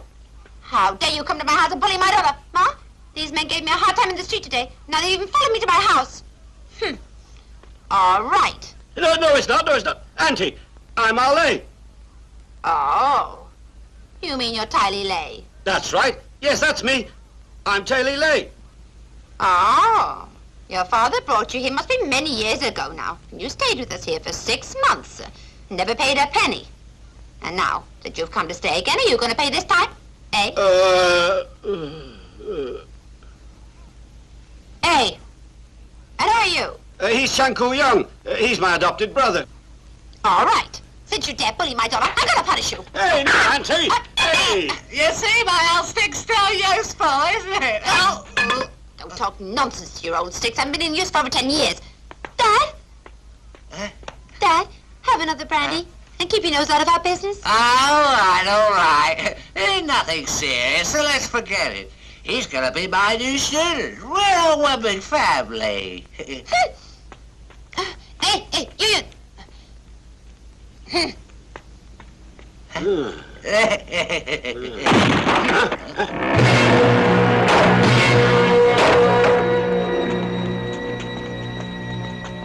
That's odd. I don't see anyone. Right, let's take us on. Right. Stay where you are. Huh? Anyone make a move? You'll get a taste of my big iron rod. Huh. Who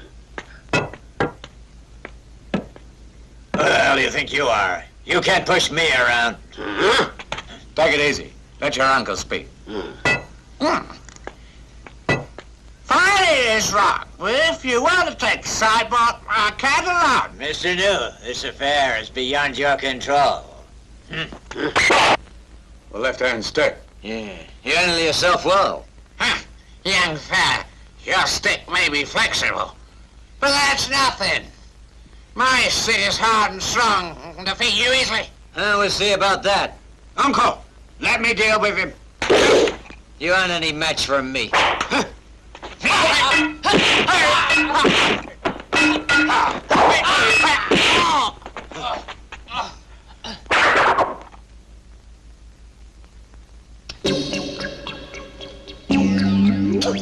Here, what are you doing?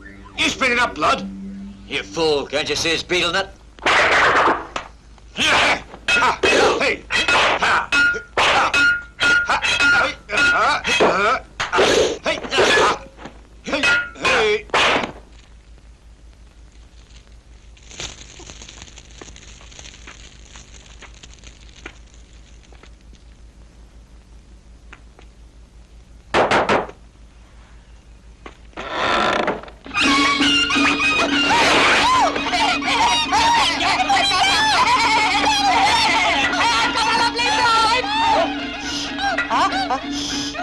Let's go!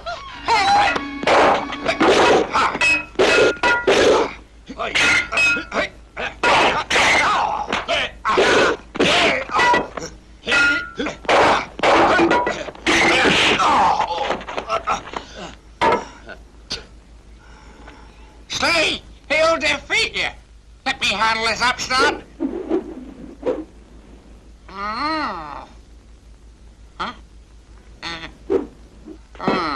Power of the sun, power of the earth, power of my stick.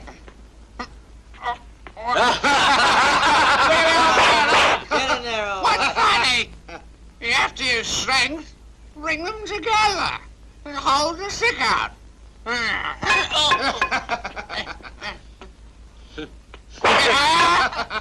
Hold it. This stick's far too light. It's no good. Shin, get me a heavier stick.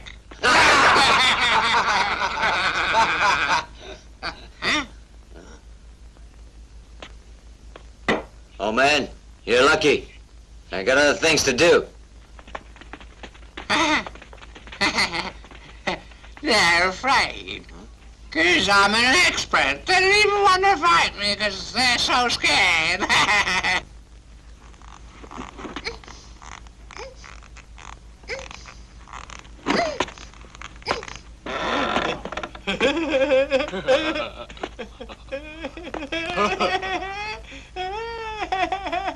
My bride is really so beautiful. Hey, Taqua. Yeah? Don't you agree with my bride's Most certainly, sir. Master, you go to her bed now. Master, go on, go to her. You mean I go to her now and take her? That's right. Oh, my lovely bride. Oh. You.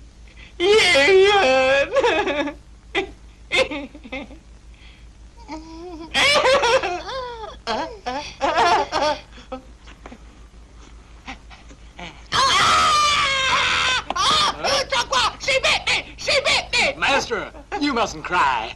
A bridegroom must never cry. Oh, a bridegroom never cries? That's right. All right, I won't cry. My lovely bride, you. Student, many years ago I used to be the king of the sticks. Fast, strong, and cruel. With these sticks, I beat all my enemies, just like what happened here today. I used to scare them so badly and verbally they ran away. So you see, you can learn a lot from me.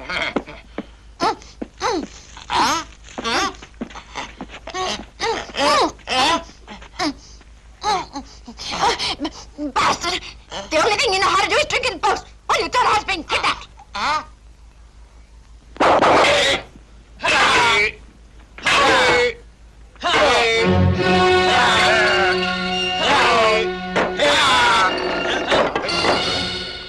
Mr. Chang.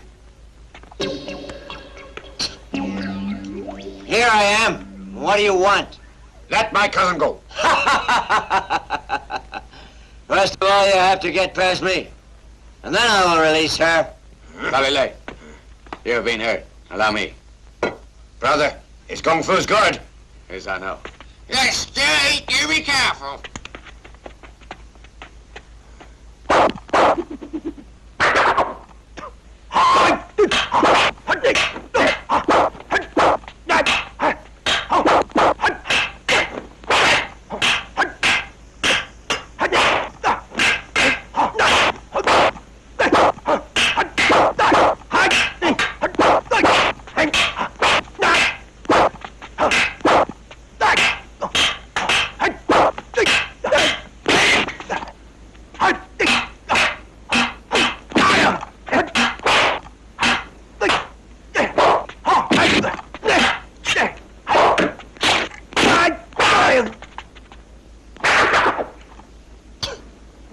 Even if you can fight with a stick, you still won't be any match for me. The secret of the Zulu stick is your foot grip.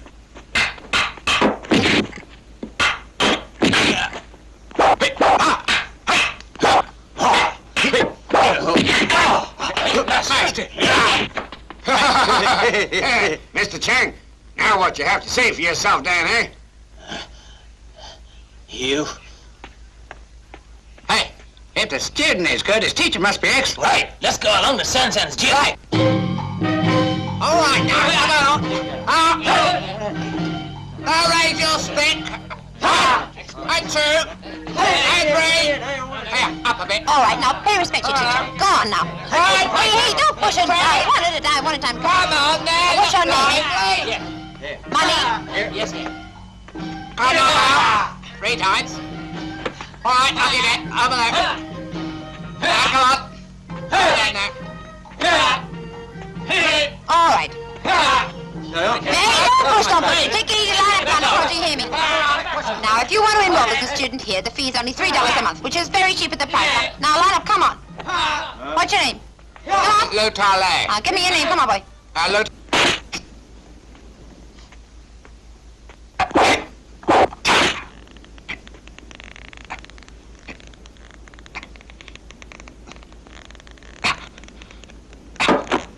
Koo-young, let me have a go. Oh.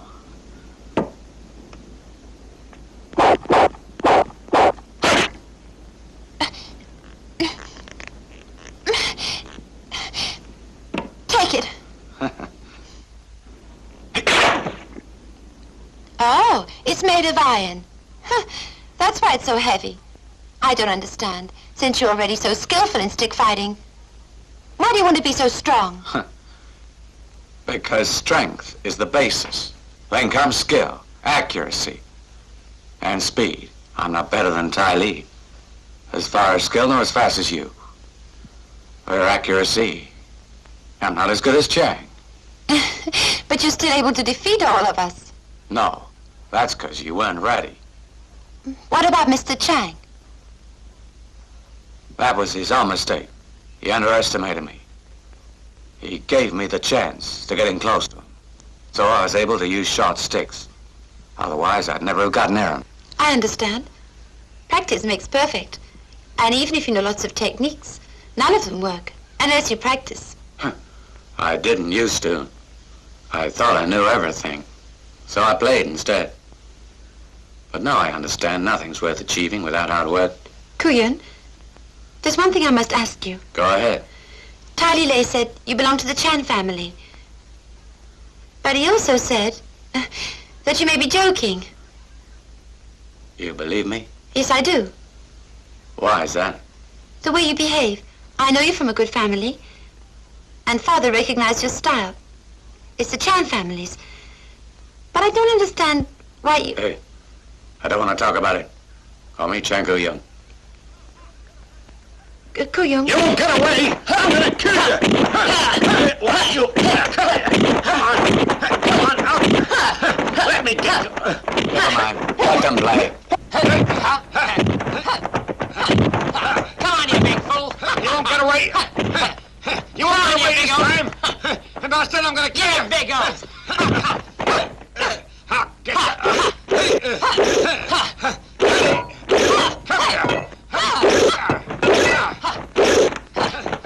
Hey, you're a big old. Brother, hey, what are you doing? I'm catching a thief. Master. Trouble. You shouldn't have done it. Master, he never asked me. He just started beating me. So I decided to play along. Brother, he is, Oh, he's my servant. Ah, well, the scheming bastard sneaking in here at midnight. I figured he had to be a thief. My fault, my fault. Anyway, from now on, we'll be friends, okay? Hey, right. Master, I've been looking for you. So you ran away from home, did you? That's right. No, I didn't. The master told me to find you. He's worried about you. I don't want to hear. Since I had to leave home, I've been in all kinds of scrapes. But I've also learned a lot. And now I understand what's behind my uncle's actions. How is everything at home? The same as usual. Shabu, to tell the truth, I do miss home. But you see, I can't go back there yet. Master, your uncle told me when you pass the 3 tests, you're welcome to go back anytime. Master, come on, cheer up. You must keep trying. You'll succeed in the end. I'll practice my kung fu. I'll prove that I'm a worthy family heir. Dad! Dad! Wait! Dad! Wait! Dad!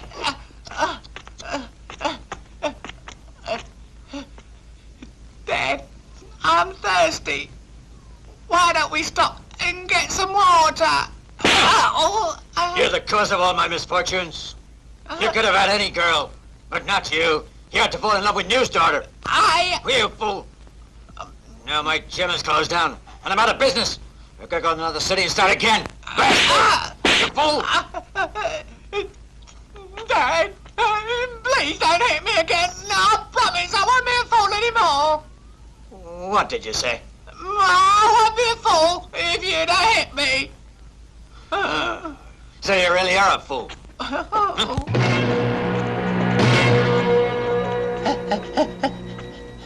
What do you want here?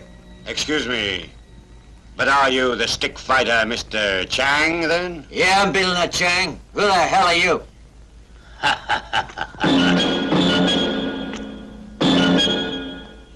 Yeah. Oh? Really? You're the guy responsible for destroying 15 gyms in the north? And if we include your gym, that makes it 60. I don't think so. Dad, no, I'm scared. Get lost!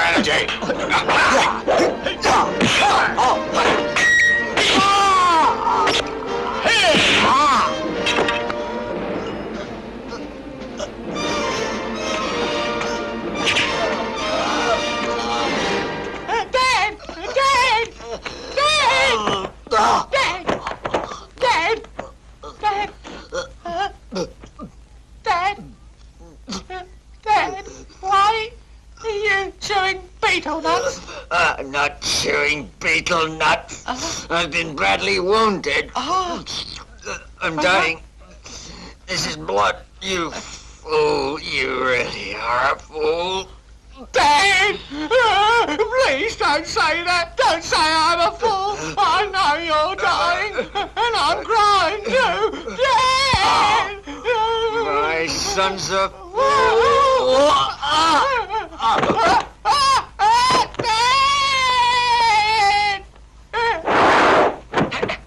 What's the noise of your tooth in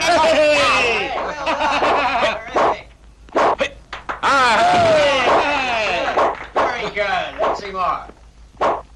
Buddha's smiling. The gym is full. Business is very good, and we're making money.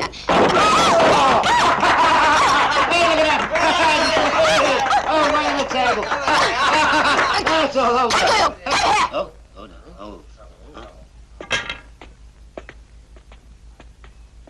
Andy knew. I didn't mean it.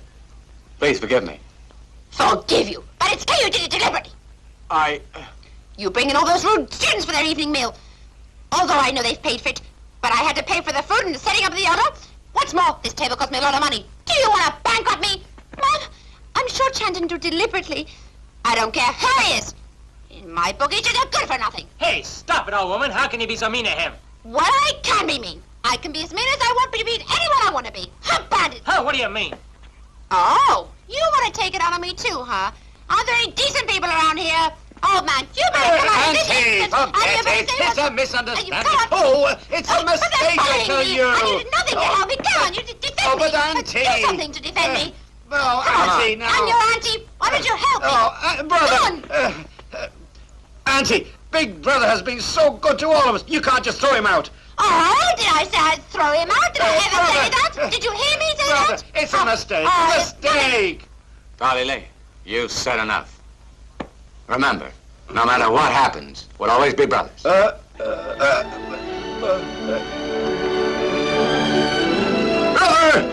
Brother! Brother, I can't stand Auntie. I'm coming with you. Dolly Lee, listen, you just go back. No, I refuse. I can't do it. But they're your relatives. You should stay with them, not come with me. Besides, your uncle's very ill now. Someone needs to take care of the gym. If I really am your big brother, then you'll go back. All right. Chapeau, let's go. Right.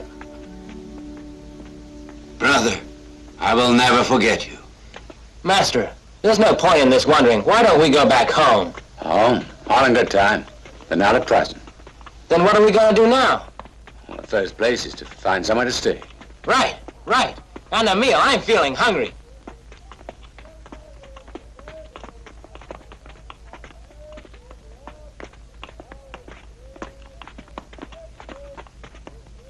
No wages. Just bed and board, that's all. Hey, you're not being very fair. You must pay us something. Huh? You can take it or leave it. I only need one helper, but if you want to stay together, you can't have any wages. Huh. It's your lucky day, then. 2 for the price of 1. Trouble, all right. Hi, boss. When would you like us to start work? You can start right now.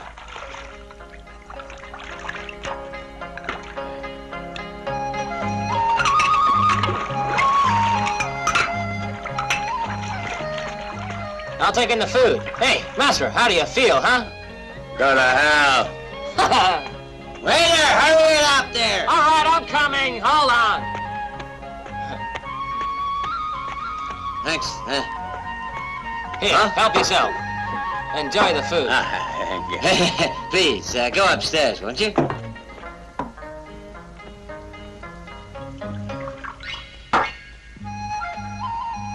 Hey! What the hell are you doing, sitting down?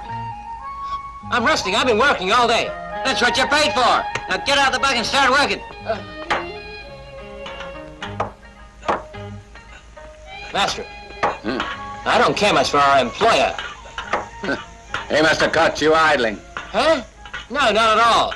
I worked hard all morning. I had to put up my feet sometime. I'm really knackered.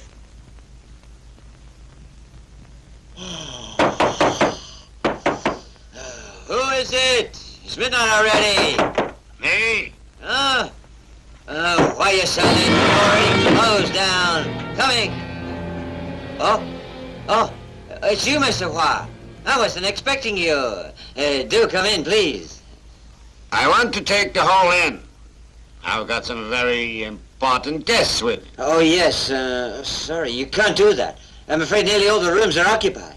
Then you better tell them to move out. I'll pay for the rooms. I've got plenty of money. Oh, all right. Any problems? No, not at all, not at all.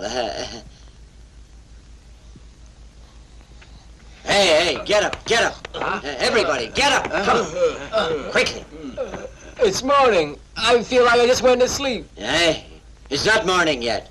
But Mr. Hua has some very important guests. The cook's gone off already. But they all want a meal. So you'll have to cook some food for them. You better hurry. A meal? But we've never cooked before. Well, you have to start sometime. Now, gentlemen, please do me a favor. These are dangerous men. They're liable to break the place up. Now, hurry. Master, I don't understand. Who's this Mr. Hua? And why is the boss so dead scared of him? I want to take a good look at this guy. He doesn't sound anything special.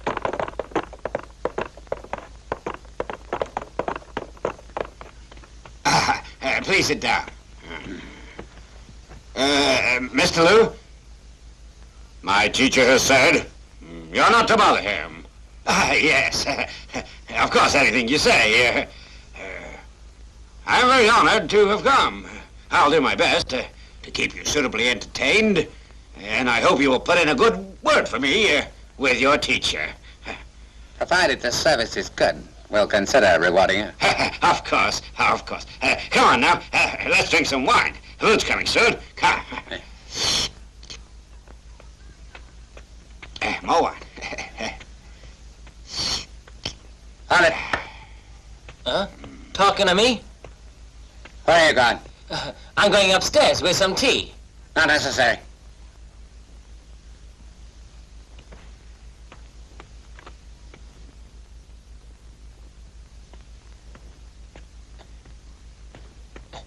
Hey, Master, I think those guys outside must be important. They've got Mr. Hua going up and down, flattering them the whole time. Huh? Master? I'm worried about how to cook this food. Hey, my God, what are you doing? Haven't you cooked anything yet? Huh? I'm warning you. You'd better prepare a meal fit for a king right now, or I'll... You better do it. I'm telling you.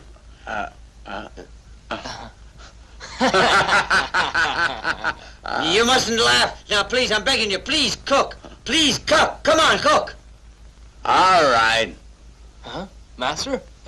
You know how? No, I don't know how, but I may as well try. I was watching the cook today. I'll just do what he did. Just try to do your best, will you? All right, just leave it to me. Hey, Shabal, go outside and get me a chicken. Chicken's right.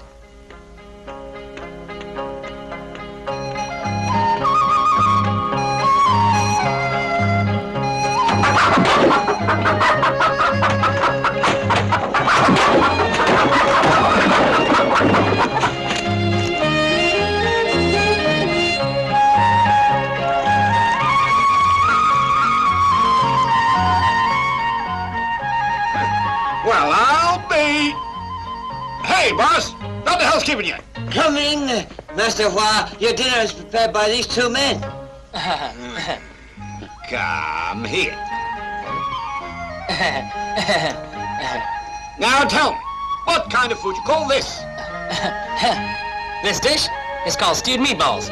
It's also called lion's head, but we ain't got a lion. We use chicken's heads instead. And this one doesn't need much explaining. I'm sure you know it well. A poached egg, which has been poached too long. And this dish is fried beef, but very briefly fried. It's very good. And this one's pork ribs, with salt on the side, also known as salty pork ribs. This is a soup, bean curd and vegetables, and a dash of sauce. And it's called bean curd vegetable dash of sauce soup. That's good.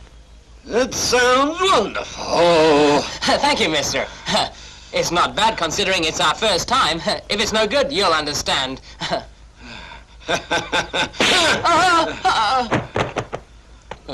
the hell are you beating me? Shaba, I'll teach you to fool with me. You'll wish you'd never been born.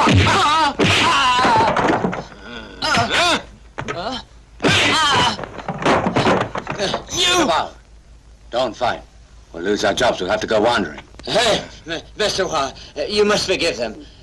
They're only servants here. If you want, I'll go around and get my cook's house, bring him back here. Now get off with you.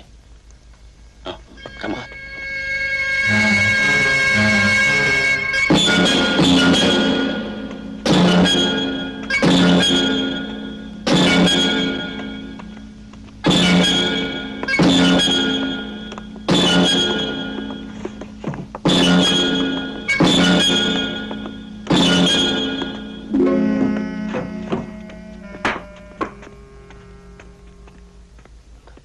Master, those three don't look normal. Red robe and white hair. Lutayer. Right, that was him. I wonder where they're going so early. Master, I'll follow them.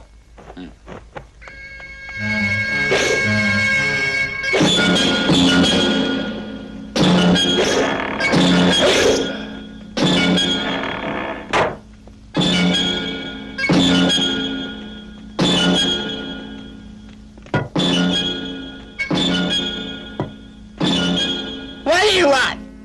Uncle, it's Lutayer, the Zulu stick fighter. Who's the boss here? It's me, Sunshine King of the Sticks. Really, that's so? Call yourself king of the sticks? Well, I want to see how good you really are. You really want to fight? All right. I can oblige you then. Soothsayer. Let your feet.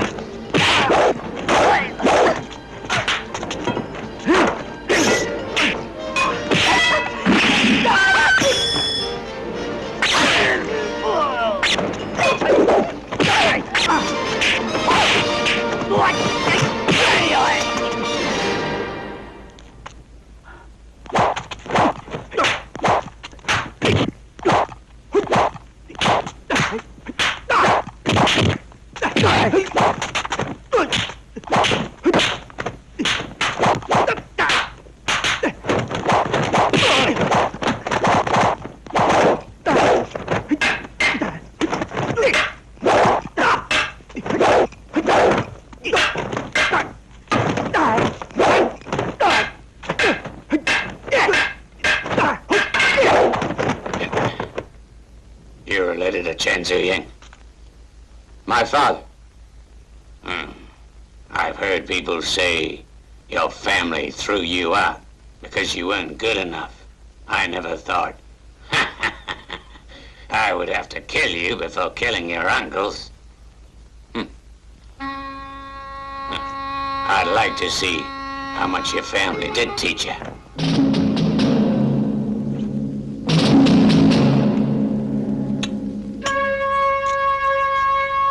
Suppose that's your Zulu stick. The king of the sticks, and you've lost all right to it.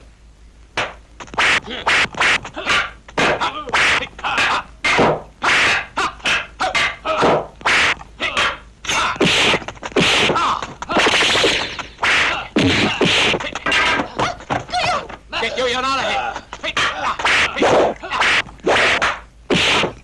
Let's do it. Come on, let's go. No, I can't go.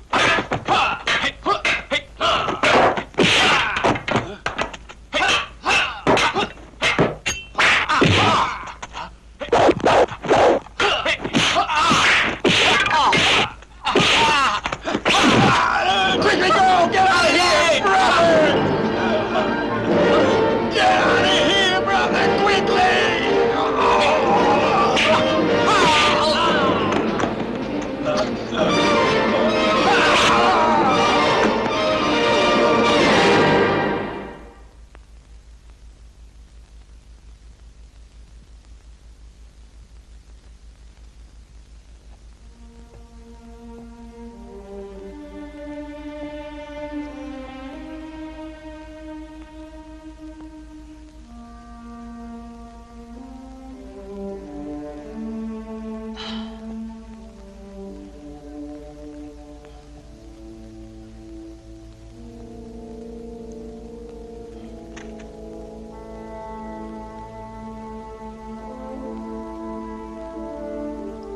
Master, what's happened has happened. There's nothing you can do, so don't grieve about it. Nothing can bring back Tali. There's no point staying behind. We better take Miss New back home. Are you aware of the real reason my uncle threw me out of the house? Certainly I know. They wanted me to learn to fend for myself. They wanted me to face reality. They felt I had to grow to manhood on my own. But they had another good reason. Huh? What's that? Gladiators has made it clear he intends to kill all stick fighters. And he's good. My uncles know only too well they aren't any match for him. So they forced me to leave the family home, so I would avoid being killed. Well, I just don't believe he's better. Your uncles can beat him. From what I've already learned from fighting him, Utah wears stick, has a knife on one end, and a whip the other. It's very flexible and very dangerous. If we've only got our sticks, I don't think we can beat him. Are you saying that nobody can beat Liu yet? No, but I need time to think. Our family's kung fu must be able to beat Liu Taiye. And revenge Tali Li. And for my own name. Really? I have absolutely no idea where they've gone. But they're your employees. You've got to know. Mr. Hua, they only arrived here yesterday. I employed them because they agreed to no wages. It was cheap labor. I never met them before, so how should I know where they are now? So you can't tell me. All right. Let him have it, man. No, I've done nothing.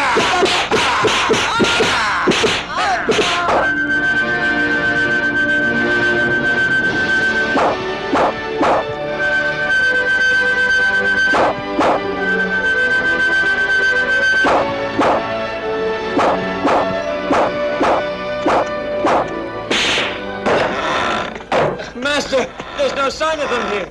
You useless fools. You've got to find those three people for me. They can't have just vanished. Bastards. Keep looking for them. If you can't find Chan Koo-young, you'll pay with your head. Go now, all of you, and don't come back till you find them. Sir. Master, go on. Sir. Right. Master, don't worry. They can't have gone far. We'll find them soon enough.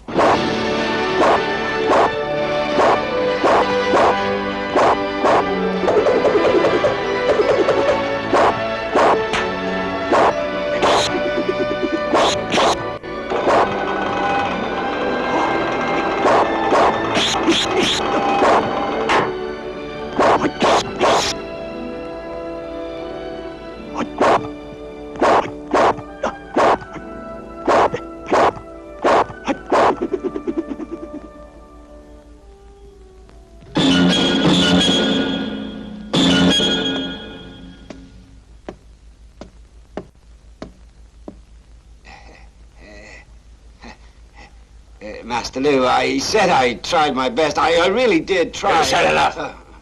I know Chan Koo-young is around here somewhere. I'll send a message to him to meet me. You go and spread the word around. July 15th will be the day. And take down that damn signboard. Very good.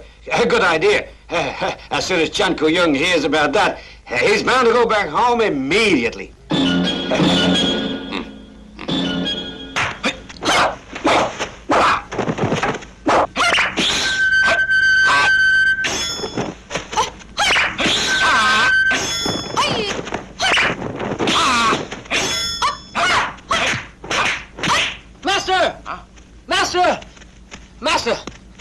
Chapo, what's the matter? Master, terrible. Liu Taiye told everyone. July 15th, he goes to your house and challenges them to a fight. Oh? Why should Liu Taiye tell everyone? It must be a trick. We have no choice. We must get back home before July 15th.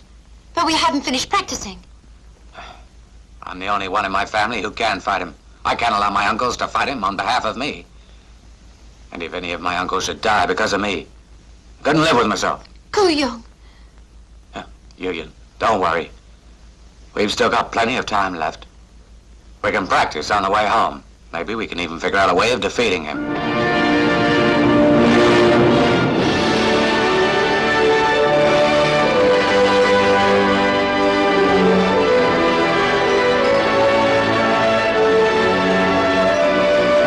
Master, we've been walking all through the night. Can't we rest up? All right.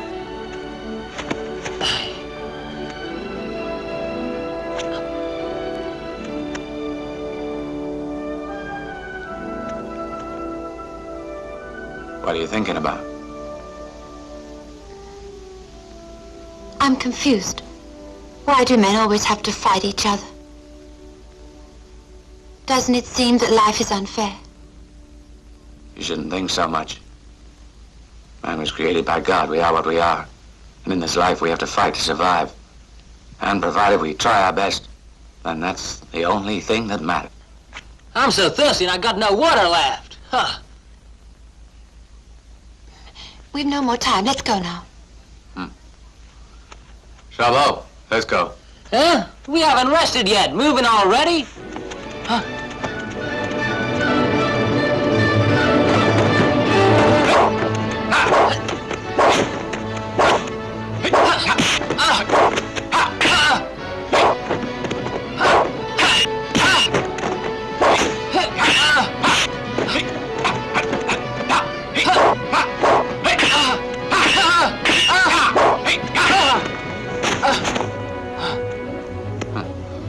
Hey, Master, look at that.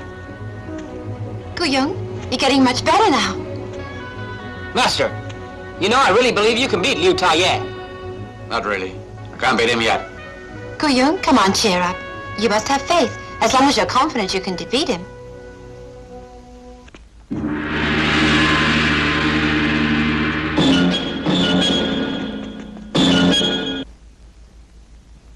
Liu Taiye, we've been expecting you. And I've traveled down from the north to meet you. I've been looking forward to it. Liu Taiye, let me see if you're as good as they say. All right, now come and get me, if you're man enough. You'll die! Come on, let's go. We've got to get back home before July the 15th.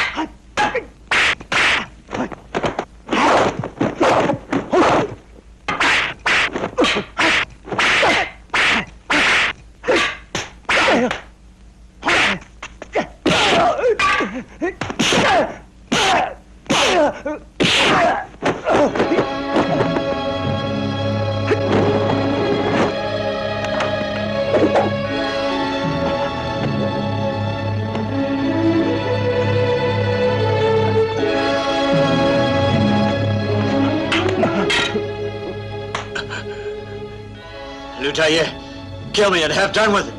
Well, what's the point? I've come to kill Chan Koo-young. Isn't he the heir to the Chan family Zhuwu stick? Give him a message. He isn't here. I can't tell him. He'll be back. I'm sure he'll be here before tomorrow morning. And if he wants to get back his stick, You can meet me at the Bamboo Grove.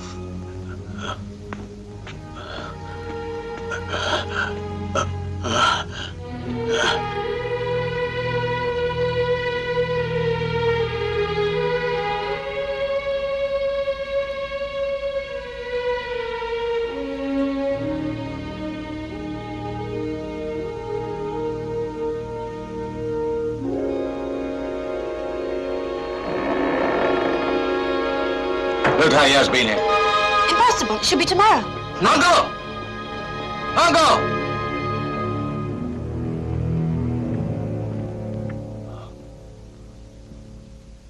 Uncle! Guyang, you have come back too late. Liu Taiye is gone already. Your uncles are dead.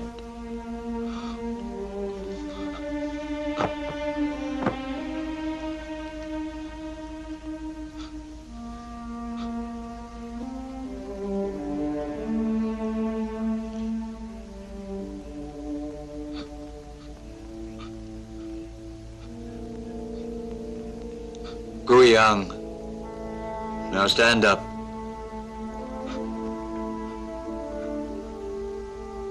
They died in a good cause. There is no need for you to be upset. You are the heir. Only you can save the family. I'll remember that. Tomorrow noon, Liu Taiye will be at the Bamboo Grove. He has taken our Zhuwu family stick.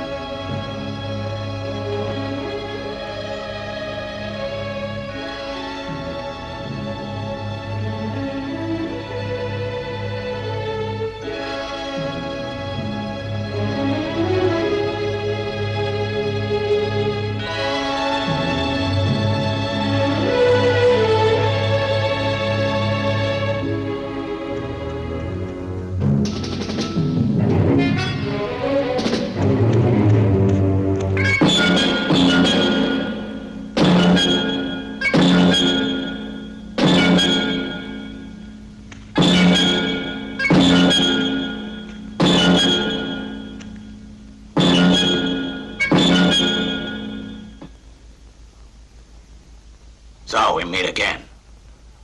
The time has come for you to die. You lost our right to live. You need to be put down. I think you're a little too late for that. It's you who'll die. So you went to my house a day early. Were you afraid of us altogether? I only move when I know I'm gonna win. I picked you off one at a time.